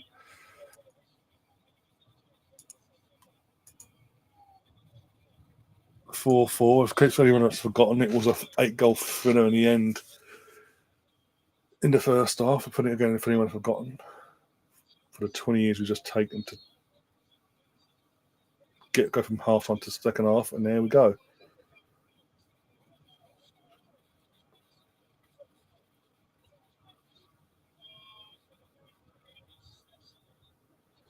£2 for it. I did not expect to get excited when Southampton went 1-0 up. I just knew. No, exactly. Exactly. This is what I'm saying. Even Chris came in and was like, I'm sure, mate, you're at home, Liverpool, you play Southampton. We had a running thing here from the second Southampton score. How long will it take between half time and Liverpool equalise? How long will it take roughly? And then 5 minutes after the restart, it's 2-1 Liverpool. Come on. I saw that we want Mania in the summer. Then again, that would be deemed pure profit to Man United if they were send them to yourselves or anyone in the summer. But he wants out. I don't blame him. But how many more midfielders do you need at Chelsea? Let's be honest. And what does that say about the midfielders you've currently got in terms of Lavia?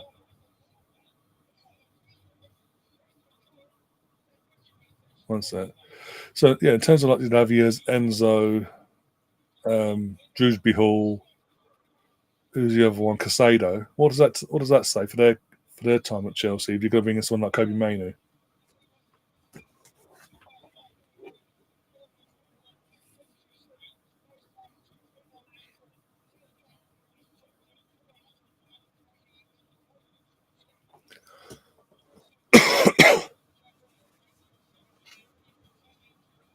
I'm not going to say it. Trust I don't know.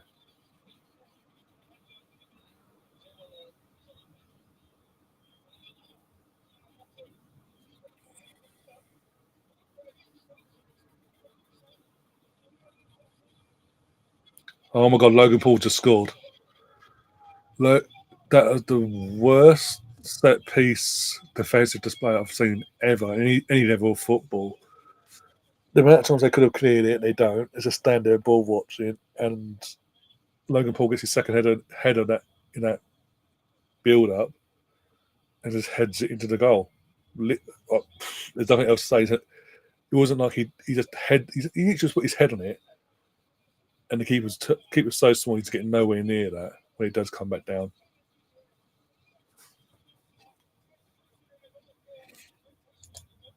The Glazers and Sir Jim Shatcliffe, dream owners, are the fucking idiots, the pair of them.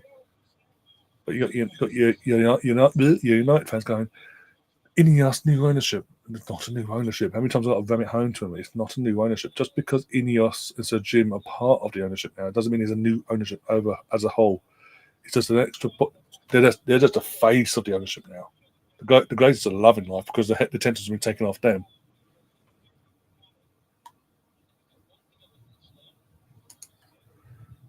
Would you take him as a squad player initially, and then obviously he'd have to work his way to be a starter down the line, maybe. Not as a start, not as a starter straight from the off. Any of yours? No, I won't take any of your midfield. I'm being brutally honest.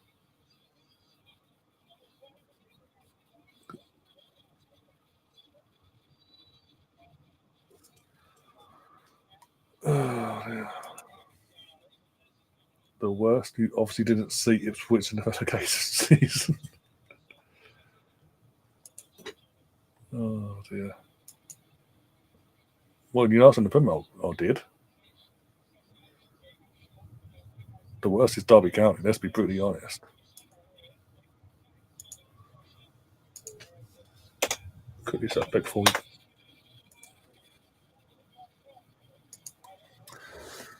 Oh dear. Corner. Yep, corner YouTube All Stars.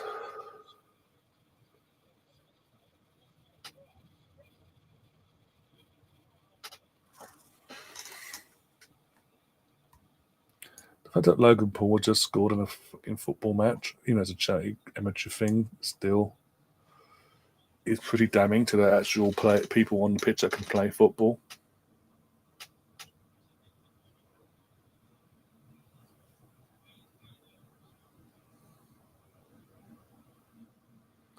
I gave my season ticket up enough was enough. Was that in what 2002?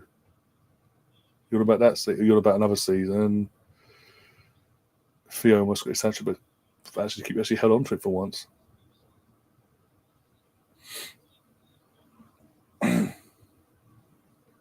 Yes, scuffed contact. Scuffed.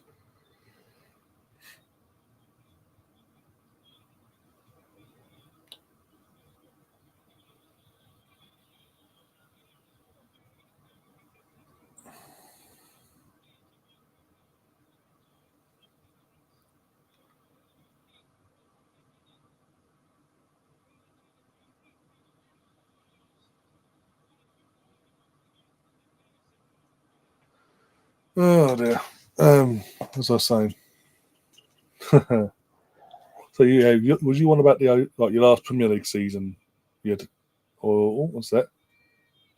Mate, come on, Jesus Christ! Oh my God, ISO Speed just had the ball put on a plate for him, and he just blasted it into Rose Z of the lower tier, basically.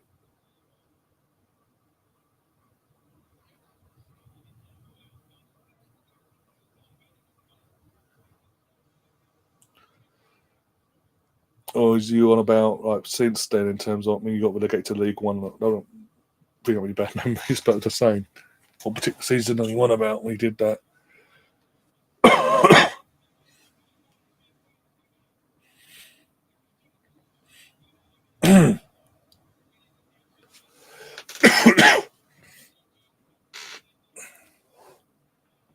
They really are trying not too hard here. That's a pen. Give the penalty to Josh. Give the penalty to Josh. Phone call. Be right back, no worries.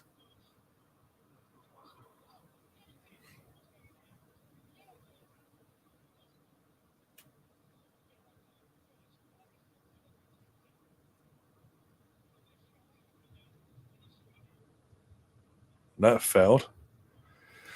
So basically, a YouTuber called Foss has just been booked. And as a joke, he's got out a little portable shredder thing, tried to shred out the yellow card, and it initially backfired.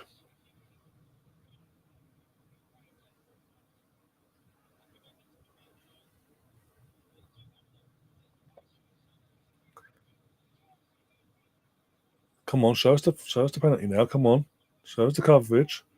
Or Josh is actually going to take it. Will he get the goal that they've been trying to get him all fucking game, or is he going to fluff it? He looks nervous. He scores there. Done. That's it. All the Sidemen have actually scored in these charity matches. That is it. He was the last one going. He has scored, and everyone now running on the pitch to celebrate because obviously, yeah. 6-4, and it's and he actually has to say what they should have done in the first place at the start of the game when they got the penalty to start this goal scoring fest off. They've done it now, and they've got him the goal. That is it. He didn't look. He looked a bit straight. He was a little bit nervous, but he stuck it away. Obviously, crap goalkeeping goal anyway. But he sticks it away anyway. It was on target, and yeah, I mean, you can see the relief in his face. It's like now they don't have to. Now as a team, they don't have to try so hard to get them to score. But it's now 6-1 from being 4-2 down. It's now 6-4.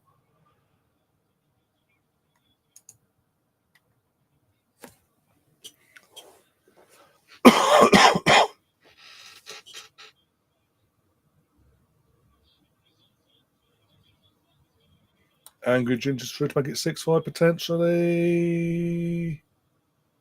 Handball. They've got another penalty. Okay, got. So Angry Ginger again. They're from the other side of things. Speed he's ever scored. Angry Ginger's up there, but instead of having the shot he should have done, he didn't. Pulled it back to Speed, and as a handball, and it's a penalty, and we've now got and he has another pen basically, yeah. And now Speed, again, like he did at the London Stadium 18 months ago, is stepping up to take the penalty to end he's in general charity goal scoring hoodoo at Wembley as well. Will he score? Is he going to do what he did at London Stadium and blast it wide? Has to get it on target. That's all he's got to do. And it's in. It was a crap pen, but it's in, and it's 6-5 now. Speed's got that hoodoo off his back as well. He's finally scored his first ever goal ever in any charity match, period. Wasn't the best pen, don't get me wrong. Again, crap goalkeeping, just saying. And 6-5 now. And obviously he has to milk it. Whereas just more cool, calm and collected and just relieved that it's over with and done and dusted. He could actually, that hoodoo's off his back. He's just milking it. This one here. At least we're getting fucking goals today. Well, hey.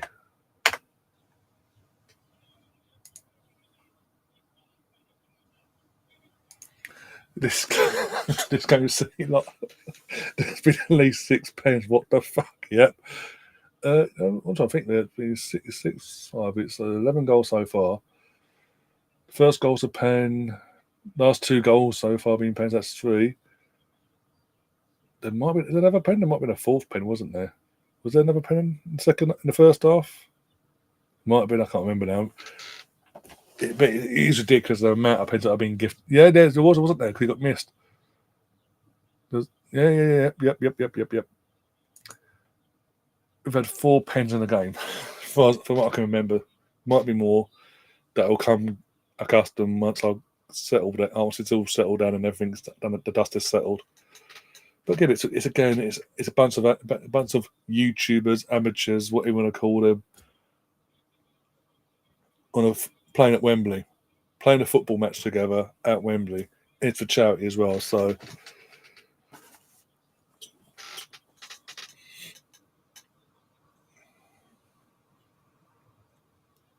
it's not like it's a fully fledged proper professional football game. And it's not for it's not a charity match. It's as I say, league, top flight game, things like that, something like that. If it was that, then yes, we were asking more questions together about these penalties. Oh, for God's sake, it's going to be 6-all, isn't it? Oh my God, it's going to be 6-all. Yep, 6-all. The angriest Manchester United fan you'll ever know, Angry Jim, has just scored. He's in at Tony Adams, basically. And yeah, 6-6. Fucking hell. And then after all that, does a James Madison celebration. Of all the players to intimidate, you want to intimidate James Madison. I mean, Mark was offside. He's offside. But there's no VAR, so it cannot be disallowed. I think Mark Clattenburg will have a word spoken to him after the game, though, by the sidemen in terms of that first. It's a charity. It's a charity and all that. The first penalty in terms of how it came about, and not being given any. Oh, it's on the screen. Or okay, even though there's no VAR, it's not meant to be used in tech. I think I'd cry. If this happens tomorrow in a proper, fully fledged professional game, top flight game involving my team, I'm crying. Not for a good reason either. Me and Liam, I think Liam would have a complete breakdown with his hangover. I'll just be breaking down pure shock more than anything, and not in a good way either.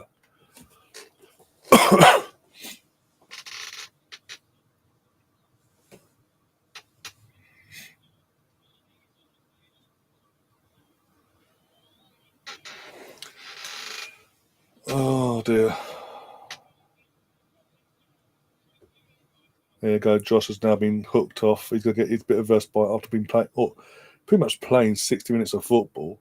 I know there was a good 25-minute, half-hour break in between. But he's got his goals. He's getting these. It's going to be. Oh, no. Oh, my days. That's more fluke than anything.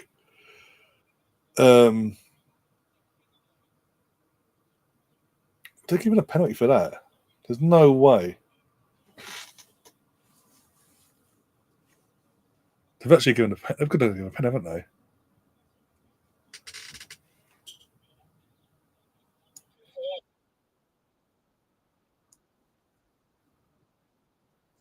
His head.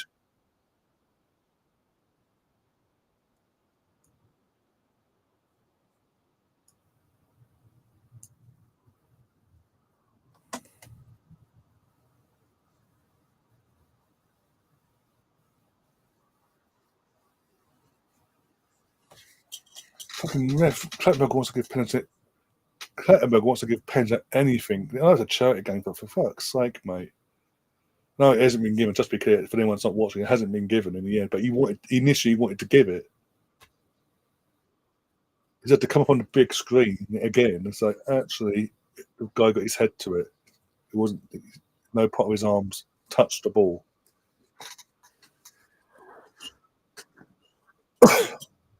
Oh, space through. Is he going to make it 7 or is he going to fluff his lines? He fluffs it.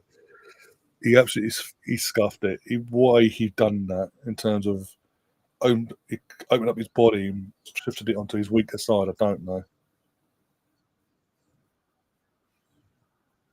Right, how are we doing that? It's still 0-0 between Palace and Ipswich. So Ipswich are still getting a point as it stands. Could be a good point, could be a bad point, depending on how the games go in terms of Wolves and Everton. Realistically, you want Everton to win that Ipswich because obviously Wolves are the ones nearest you. 2-1 Liverpool still and 1-1 against Brighton and Fulham. So look at the league table in terms of down there. 18 points as it stands. 19, 20, 21, 22. 4 points off of Wolves. Yeah, you want Everton to win.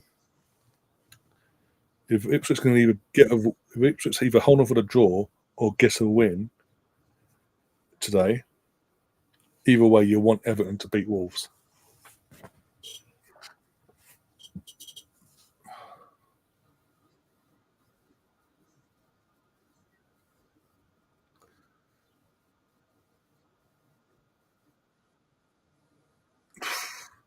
Wasn't Goldbridge the manager of one of these teams last time? He was, yeah. He was the manager of the red team in terms of YouTube All Stars.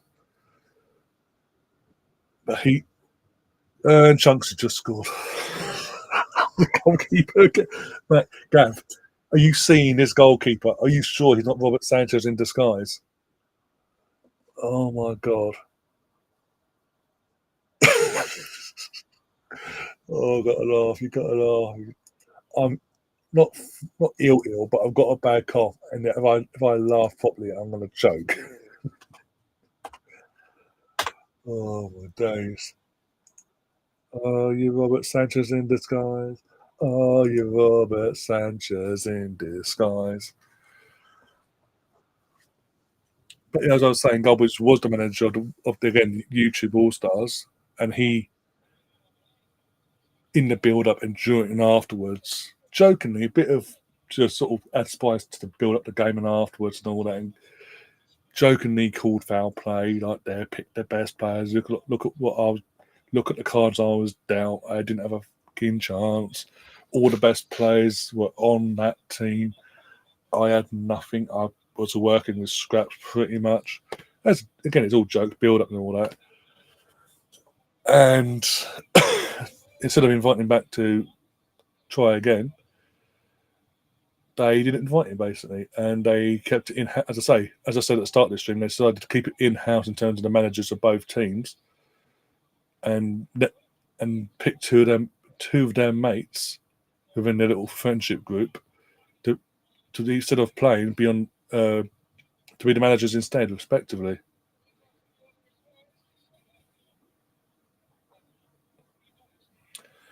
Which I'm disappointed really, because it would have been again because of what Goldbridge in terms of the people the viewers he could bring to the table. It would have been better to see Goldbridge on the touchline as the manager of one of these teams instead. Just again for shits and giggles. Again, it's a charity factor. It's not that deep.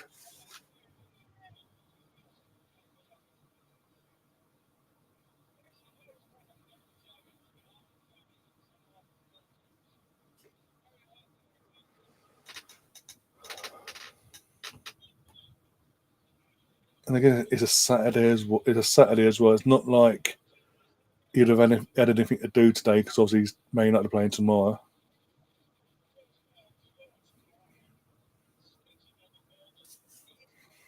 But hey, they decided to keep it in house this year, so it is what it is.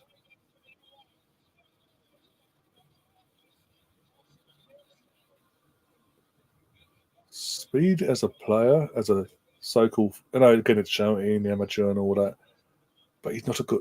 I know he's persona as his whole thing is as a character, loves football, big Man United fan, this, that, and the other.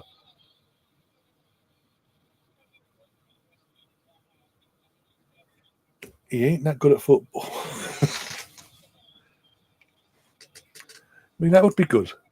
Even that, again, especially this weekend, this time around, in terms of this weekend, with the date they've picked, the match day weekend they've picked to do this charity match, being at Arsenal Man United versus Arsenal is tomorrow as well. The old school rivalry of what it was and all that. To have an Arsenal fan in Robbie and a Man United fan in Mark Goldbridge as the manager or managers of both one of the Sidemen, one of the YouTube team, going toe to toe, as for a joke, for a bit of a laugh, on the touchline, and then obviously the next day, obviously both their teams are playing. It's a gold mine. It would have been an absolute gold mine, but no, they decided to keep it in house, and it's now 8-6 to YouTube All Stars. Speed with the weirdest assistant in the world you're ever going to see. And some YouTuber, again, I've not heard of. I've heard his voice. He's American, but apart from that, I don't know who this guy is.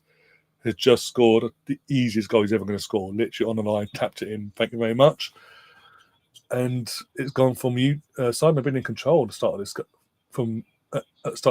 this second half, to yet again falling apart defensively at every opportunity. Exactly. It would have made that itself would have been a goal mine. Plus, you're getting the fans of Mark Goldbridge and AFTV coming as well. not just for actually being at the Wembley, but into the actual stream and this, that, and the other. It would have been an absolute goldmine. And have them jokingly throughout the game do the old really the years of roll back the years of the Fergie Wenger rivalry and all that.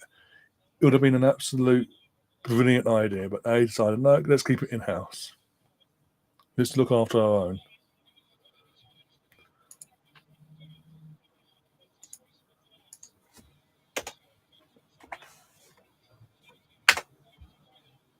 When's our next penalty? How long do we give it before we get another penalty in this game? I wonder.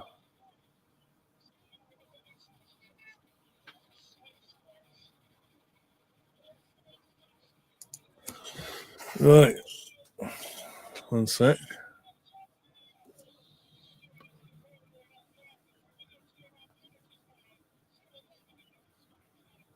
How are we doing?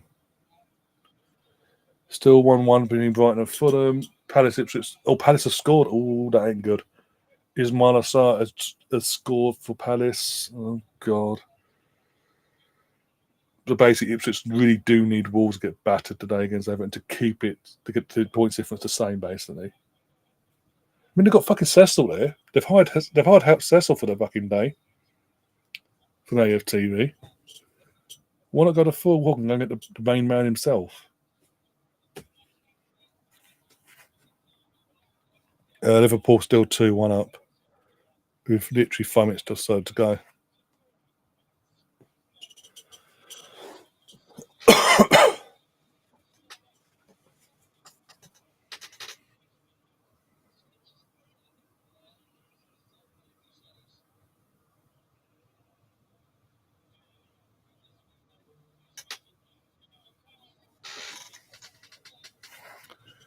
Someone just complained. Apparently, another penalty to Liverpool. And another penalty for Liverpool after a VAR check. And I guarantee the media will be going, definite pen, without doubt, da-da-da-da.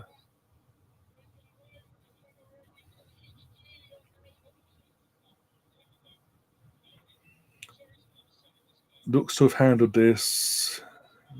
Well, he clearly uses his elbow to knock the ball away from the Liverpool man. The penalty's been given, so it could be 3-1 Liverpool in the end. Okay, now. What's the Ipswich score? Last checked 2 minutes ago, it was 1-0 Palace. Ismail Assar with the goal. It's not a good. So Stefan will not be a happy chappy. Suddenly. Looking at the stats, have a look at the stats. I mean, shots, Ipswich had 15 shots, 8 on target. So basically, it's another thing of not taking their chances today. And obviously, Palace, the home team, have had 18 shots, 4 on target.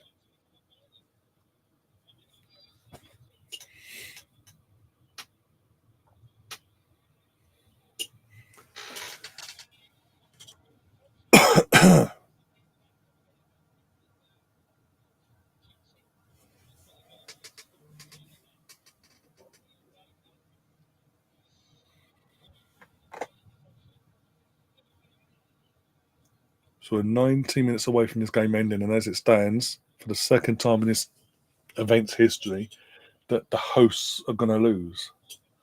Unless a miraculous turnaround happens in these last 19 minutes. Big Star off the line. Poor stuff. I do feel sorry for him because, again, I'll keep saying it. I know he, from the get-go, pretty much accepted that Ipswich were going to go down this season because obviously he steps off out of the three. They're the weakest out of the three. They were pretty much a League One team 2 seasons prior to this and all that. But I just wanted them to stay up, not just for Stefan, but because again, it's that because they've waited so long to get back from, as I say, over 2 decades to get back into the Prem. It would have been nice to see him come up, make a fist of it, stay up, and then start and then use this, from the summer onwards a platform to make themselves part of the furniture long term. Do a bit of a foist, basically. what Forest did a couple of years back when they came up.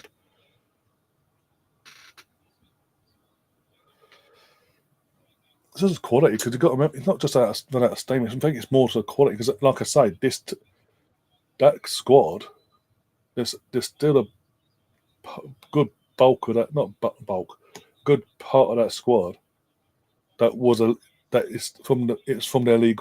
That is from their League One days.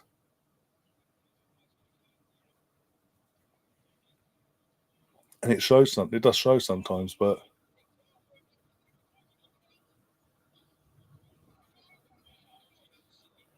I mean I think that's the main reason. If it was more of a,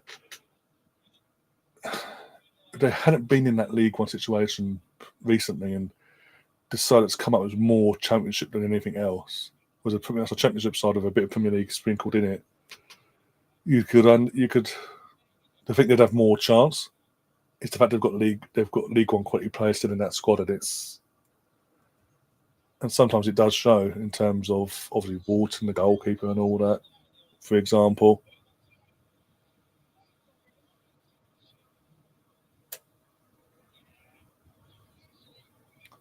And again, like I say, depending on what happens at Wolves later on tonight. They've got the late game tonight between Wolves and Southampton. Wolves and Everton. Sorry, if Everton win that, nothing changes basically for them in terms of between Ipswich and Wolves. Nothing really changes. And it could come, and at some point, no, Ipswich do need to start getting a couple of wins on the board, and then when weekends happen, Wolves have to drop points for them to all go and because it could come down to the fact that when they both play each other like at the back end of the season in the running, that could be the difference between them staying or going basically.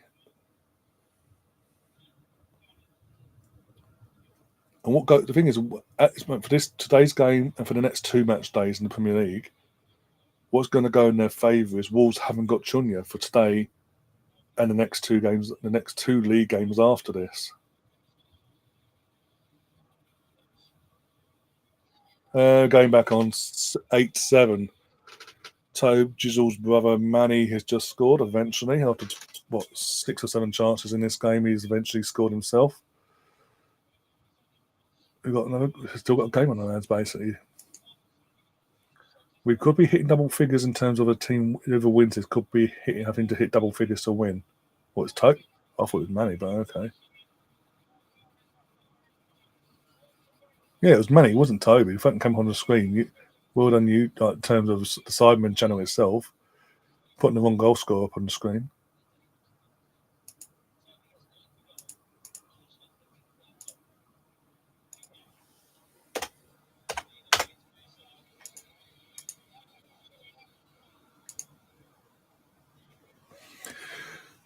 If I'm back next Saturday, can't wait. This could be a good season. As long as the fucking what's the name? The Dutch prick doesn't win it this year, we'll all be happy. Anyone but Red Bull, basically. How many pens do Liverpool get a game? It feels like fucking this season, like referees in terms of giving them pens. It feels like when they won it, they won it back in the 1920 season and prior to that, in the build up to it, basically. It was again because of the situation Ipswich find themselves in. Most of the teams in this league are going to be considered hard teams because of the qualities of squads most of these teams have.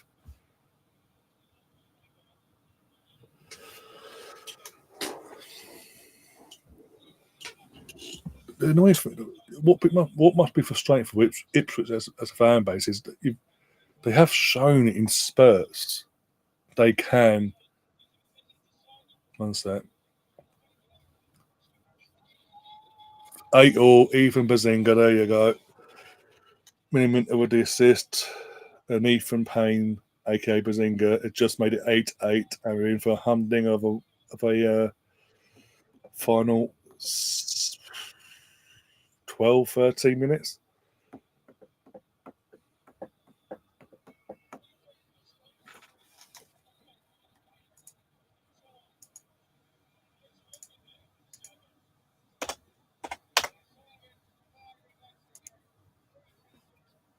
Hamilton and Ferrari red for the first time yet. You could say red suits him, being he's a gooner as well. Red does suit him. But it's going to be interesting how he adapts to Ferrari and Ferrari adapt.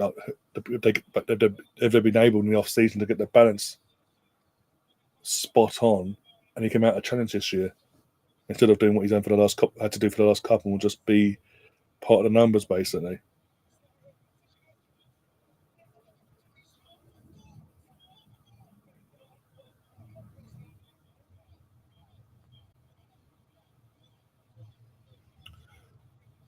How long's left? Full time. Ipswich lose as well. So Ipswich has finished. Ipswich finished. That's done. They lost 1-0. Liverpool scored the penalty. That's 3-1. So they're from the penalty spot. Shock over there. Brighton have just taken the lead, by the looks of it. Yep, literally just taken the lead in the 8th minute of injury time. João Pedro. Are you worried about Man United going to no? Not really. That's not on the back of the PSV game. It's just in Man United in general, how they are this season. As long as it's all about us. If we come out with a professionalism about ourselves and we actually play to our strengths, it won't be an issue.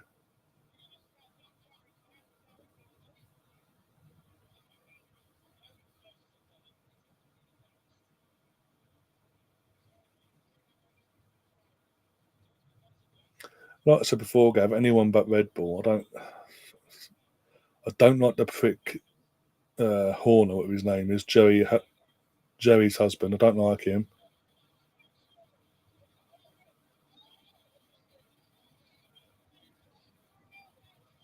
Don't like him. He's an absolute knobhead, and she's no better herself, but she's not part of the team. But don't like her. I don't like fucking the driver either. I don't like Max Verstappen. Can't stand him. He's for many reasons. His first ever world title should never been his first ever world title. It should have been a Lewis Hamilton world title.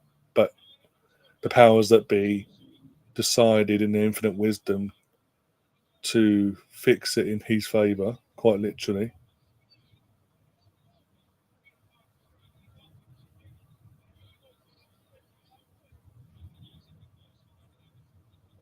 And just since then, he's become an absolute prick.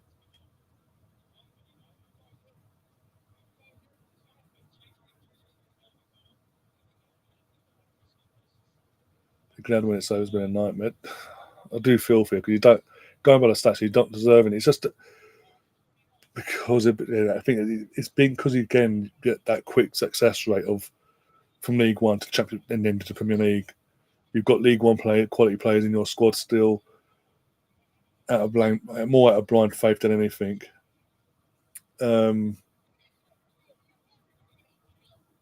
Yeah. And the fact you get 22 years between last being Premier League and now, getting the quality in that you needed. Because going by the stats, and not just today, in the season, you've been creating these chances. You're just not taking them. You ain't got the quality to take them, and that's what's biting you on the arse, basically.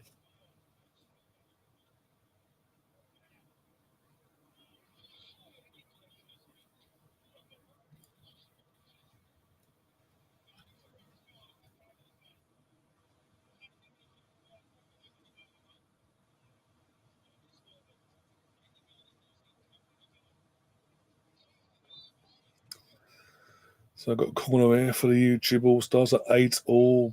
Chris MD with the ball in. What? Trying to do a worldie when it fucking backfired.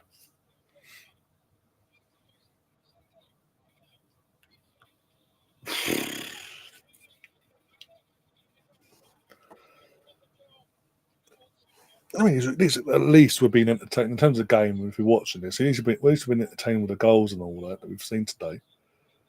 From that point of view, like it is a proper chatty match in that sense.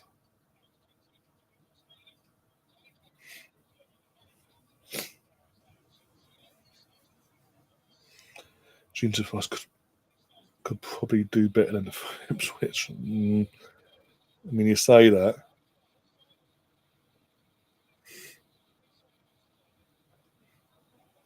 Hey.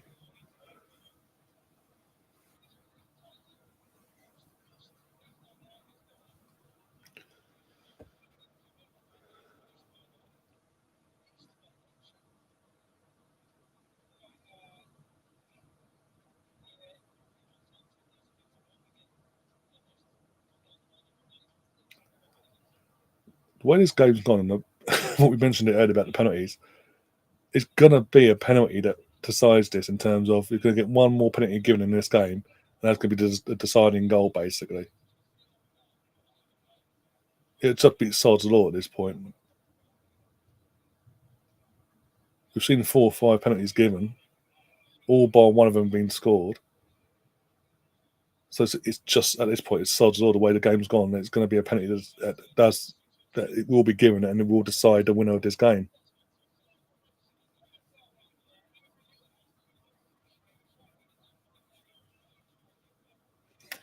And then she lost her ways. She forgot where she came from, basically.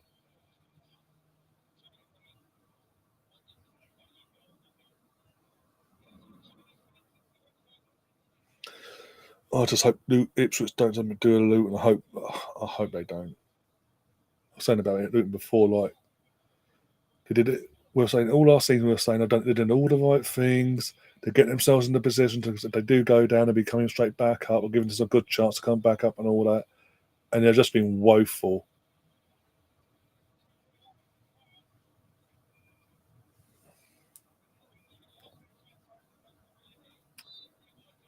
Joseph's in the chat. Big up Joseph. All in.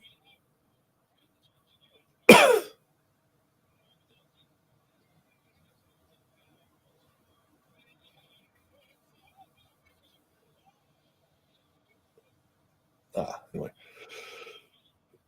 So yeah, I hope Ipswich of everything they've done in terms of what they've been doing off the pitch with the squad building for this season, the worst actually where to go, that they don't do a Luton and just go, oh well.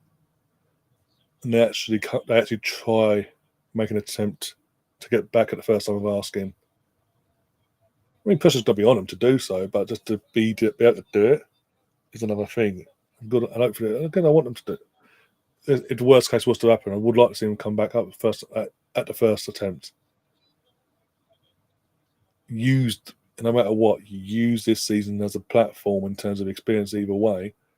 So if they were to then come back up the first time of asking or whenever, they've got something to know they've been there before, as a club. They've been here before, and go again basically, and make a proper fist of it to stay up.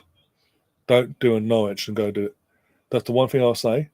It might piss off Stefan for saying it, but don't do what Norwich have done previously and go up, down, up, down, up, down. Because that pissed me off. Well, yeah, we're up. We'll take the parachute payments just in case. But the thing is, Norwich now they have. Is it? I think because of the parachute payments, this is it now. They have to come up some way this season. Otherwise, they're going to make some. They've got to make some serious calls in the summer, basically, within their squad and the club in general.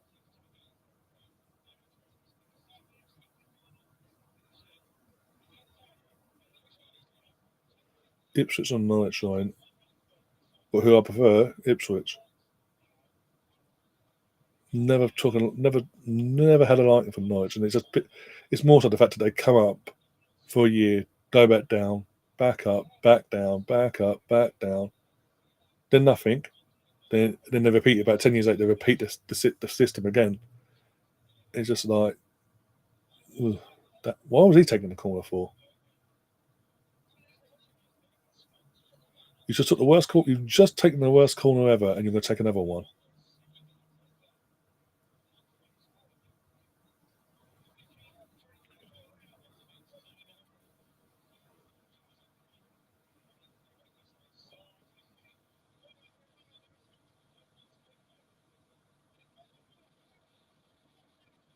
Sidemen going to win this at the last hurdle? No, a good block at the end by Andrew Gins. Yeah, fuck the budges. I've never, as a neutral, warmed to him, and it's just we've all sat there and laughing at the infamous. Oh yeah, let's be having you and all that. That's another thing. When Norwich went down to League One a few years back, now when they went down to League One, fucking Dealer Smith and the cronies up in the boardroom were breaking their necks to sell the club. It was more luck than anything. They stuck around. They came back up the first time. I think, was it the first time of asking? And it's now 9-8 in the 88th minute. Andrew Gins makes a mistake, and George Clarkey taps it in at the near post, far post. Sorry.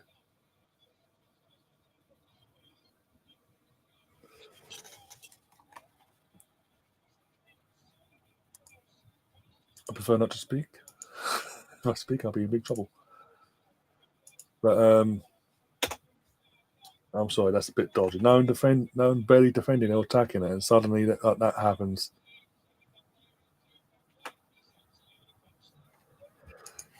So it looks like the hosts are going to win again at the dramatic winner at the end, because there won't be no injury time. It's going to be like 90th minute done.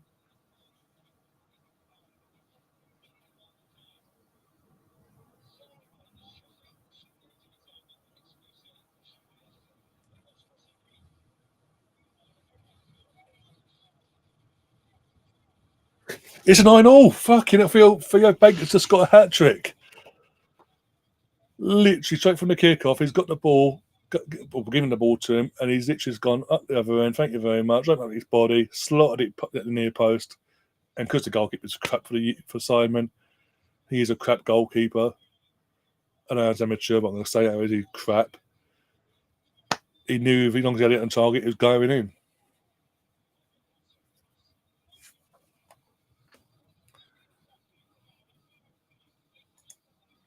I mean, there you go, Andrew. You go. There's your answer. I'll let the pro answer that one. The one that lives day to day from that side of life. No injury time. So for this 9-all, there's no injury time being added on for injuries and all that. So what's happening?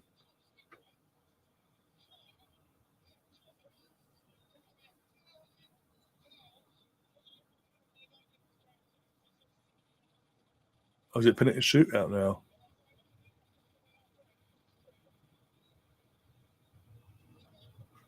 Better than what I'm fucking watching here. I'll be honest, even with my current fitness levels and all that, I'm better than what I'm fucking been watching today. Put me in goal. For example, either team, I don't care. Put me in goal, I'll show you how it's done.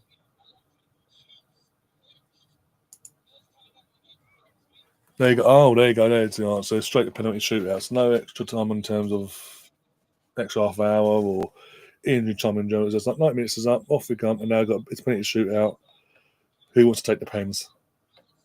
Who's the first one to put themselves forward and this, that, and the other?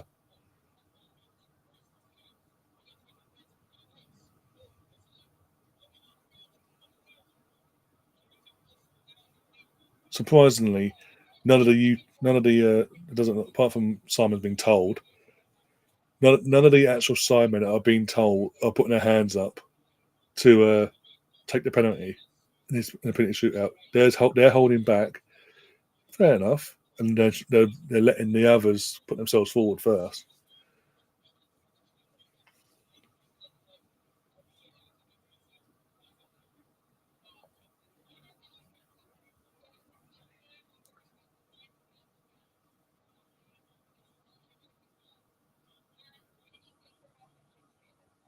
But let's put it this way: in terms of the penalty shootout itself, neither goalkeeper's saving a pen. It's gonna be going wide or hitting the post. That's how a pen's gonna be missed.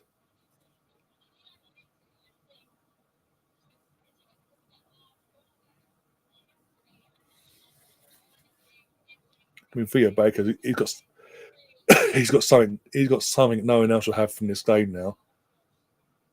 He scored a hat trick at Wembley. One way or the other, he has scored a hat trick today. and he can that he can claim that to whenever. Mr. Beast shamelessly promoting his own product.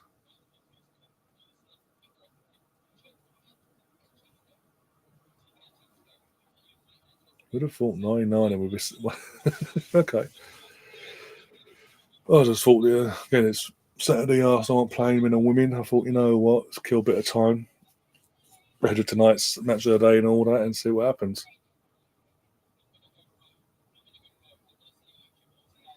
Oh, we know Speed's gonna. You know what? We know Speed's gonna take a pen. So we know.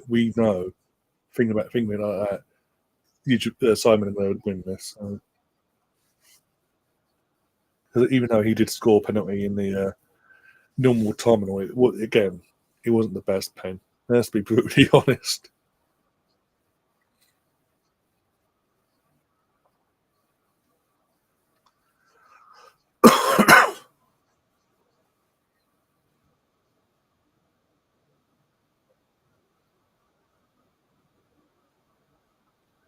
Being sweat as I can say, I'm shite as fuck. Hey, at least you're honest.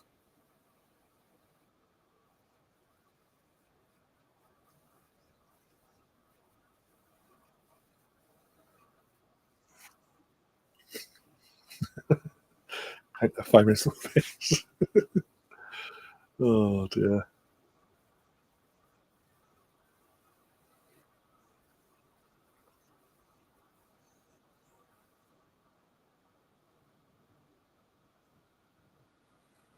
Did anyone actually leaving in terms of it? Did anyone actually left from the actual crowd side of things? Doesn't look like it. Which again for a chain match is a good thing, obviously. Simon are taking first and millimeters going up for take the first pen, getting off and running.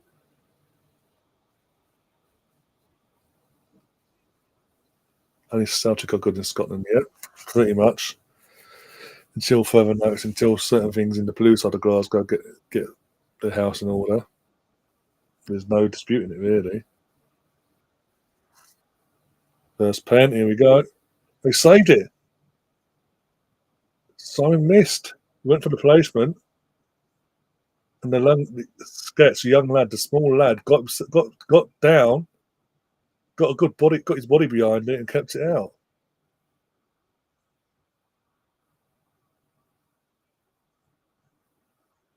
For a good strong hand, I'll give him his due. The way he's got it as well, in terms of way he's gone across and his hand and all that. Fair play to him. Here's me saying anything he missed won't be actually on target. Fucking hell. Deji's brother's now stepping up. JJ's brother's stepping up. Deji. It was a bit big, so we say, for someone to be at the gym. There we go, 1-0. The penalty shootout. Deji. Again, shit pen, but even worse goalkeeper. Like he doesn't even bounce. It's like, mate, you can spring and move your body using your feet. Because he's meant to be, well, he's meant to have got himself in better shape. He looks bigger than me.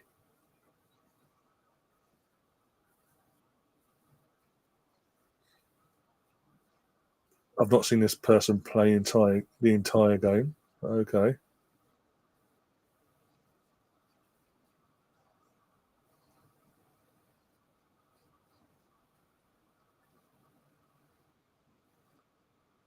And Simon around the ball, it's 1-1, but obviously the Sidemen took their penalties first, so doesn't mean nothing just yet.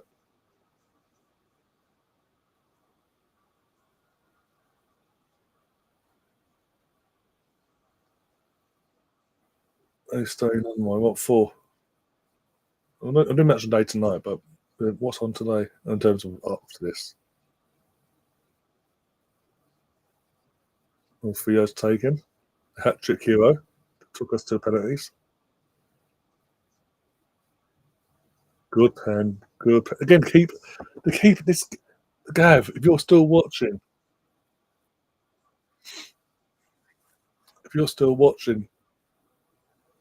How are you saying this keeper's better than Robert Sanchez? I don't know. What, 20 stone isn't big. He's not fucking Deji's not 20 stone.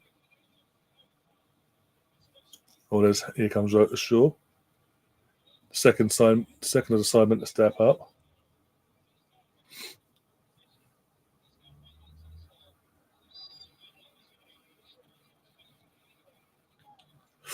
Almost saved it. Almost saved it.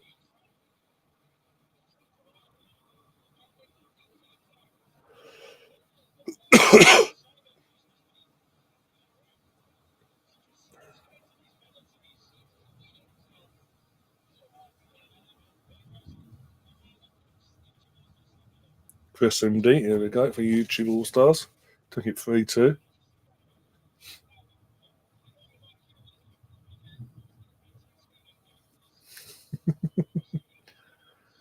Okay, so this is a tiny bit, but I've got to say, how long does it take?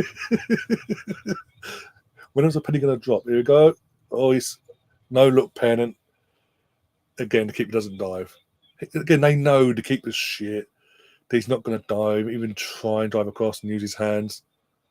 He's like the guy who forgets he's a goal. He's in goal. He can actually use his hands and do all that. So he can try and do things like that and hope he doesn't backfire. The only way that's going to backfire if he hit it wide. Joe Weller.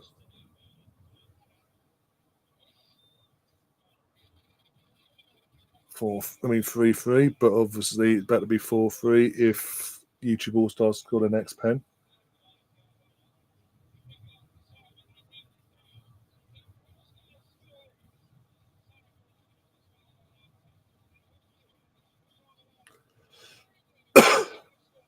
Nico's taking the pen for the All Stars to put the pressure fully on the Sidemen for their last pen. I wonder how much he's been paid to miss this. It's the sinister side of me thinks. Yeah, again, keeper doesn't bother yet. Sidemen now have to score their last pen to put it back on and make sure it's going to go the distance, basically. Oh, dear.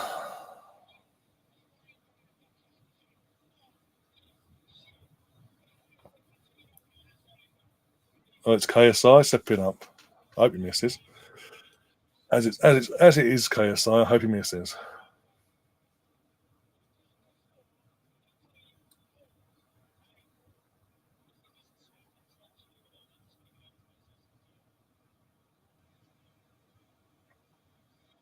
No pressure, lad.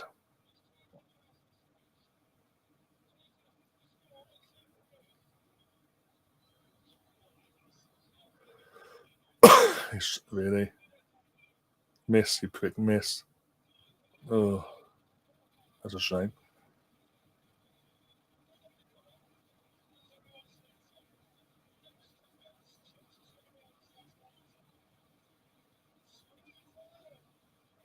It's speed. Oh, new speed to take it. Oh,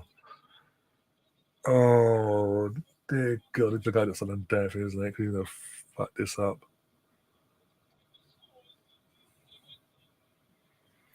If he scores, the thing is, if he scores, he wins it. He's gonna have to do the fucking Ronaldo Sue fucking celebration, and you know it.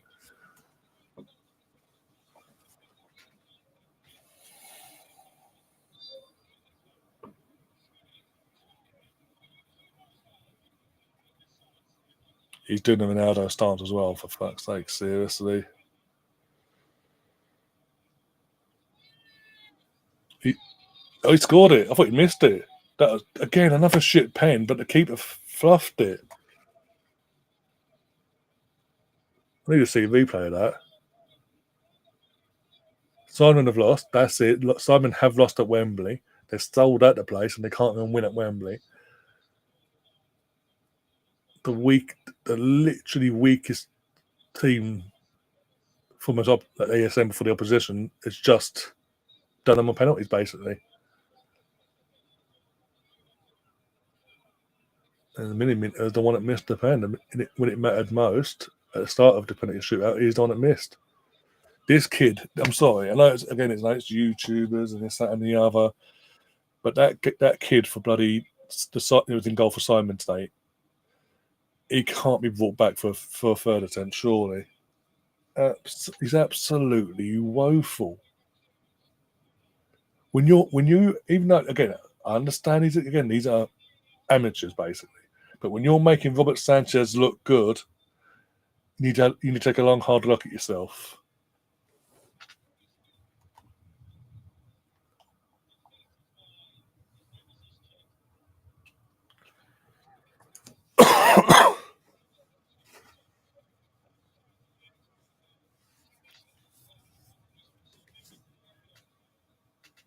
The Sidemen can't wait to get off the. Well, some of them can't wait to get off the pitch. Some of them are literally sprinting around, doing a lap of appreciation to the fans, thanking them.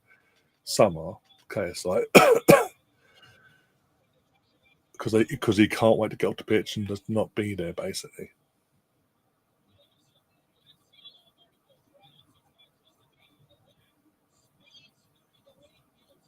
They're not showing us a replay this penalty, by the way, how bad it was.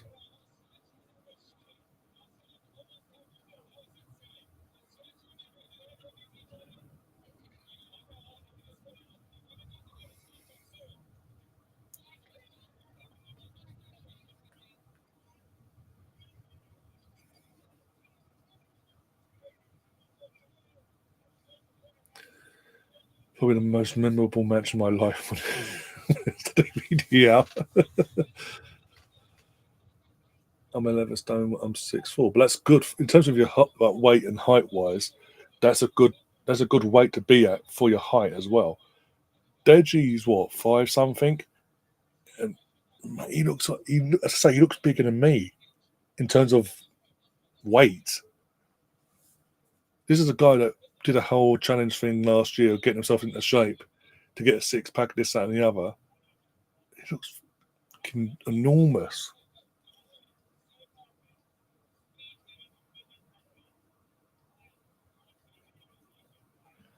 But DVD wise, I'll let you know when they, because they probably will do a DVD just for shits and gigs. I'll let you know. I'll send you the link. Oh dear.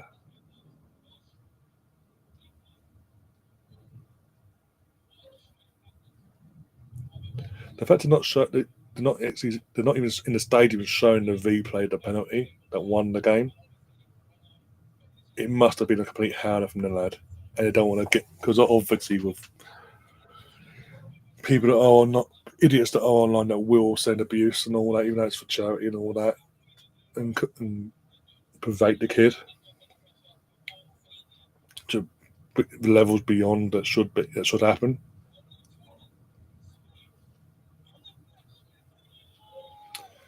Yeah, because last time he wasn't he played for the other team last time out, and he got berated like you wouldn't believe it. They tried to defend him, and that's like do their bit to help him out, and obviously he's come back again. Yeah.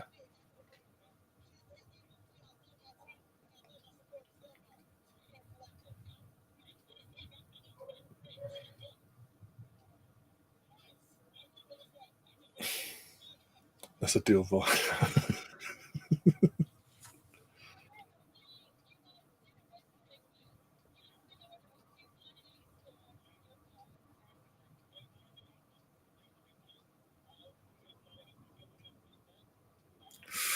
Played for an injury as well, Josh. Fucking hell. But we'll get out of here soon anyway. To see the little presentation crap and all that, and then we'll get out of here.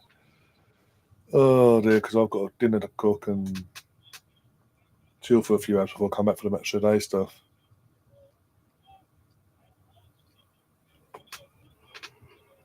Oh dear. Well, there's a few empty seats now in the upper tier. I mean, lower tier wise, everyone's sticking around, but anyone that's got tickets in the upper tier is pretty much disbanding to get down Wembley Way quick. Got to feel sorry for this one.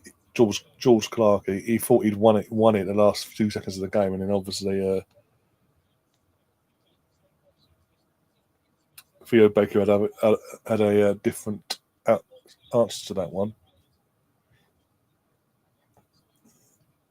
Okay, fair enough. I can't respond to that because I cannot confirm or deny if that's true or not. Not my cup of tea.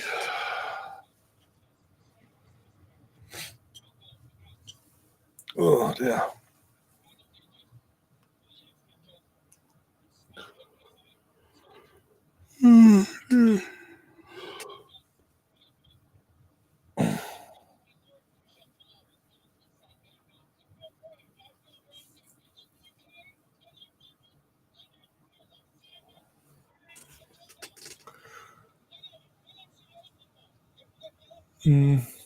That's your opinion.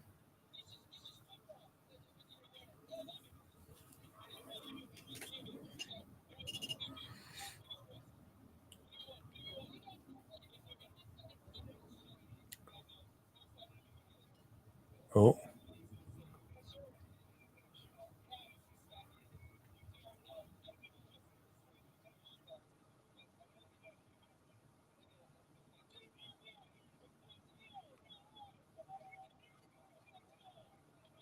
Fair play. That's cool.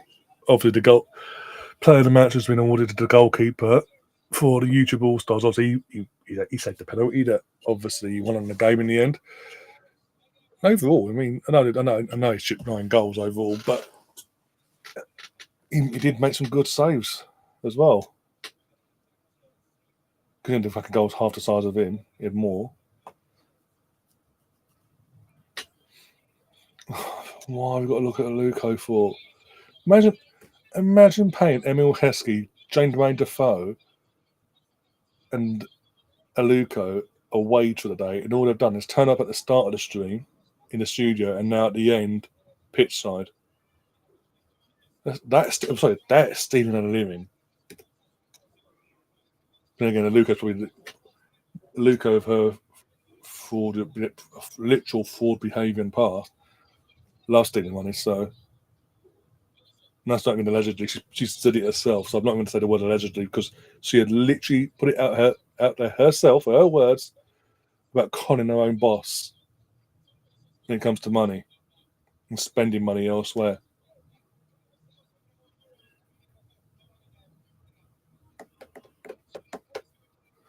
Ipswich could win the trophy next year.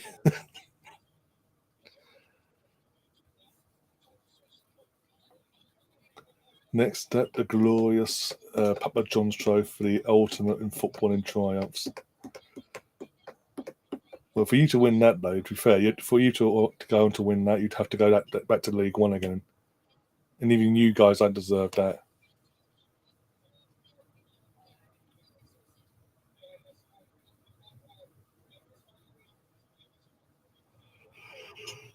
But anyway, I'm going to get myself out. I'm not even sticking around. I'm not going to stick around for the trophy presentation. It's a fucking charity game, for fuck's sake. What we're doing.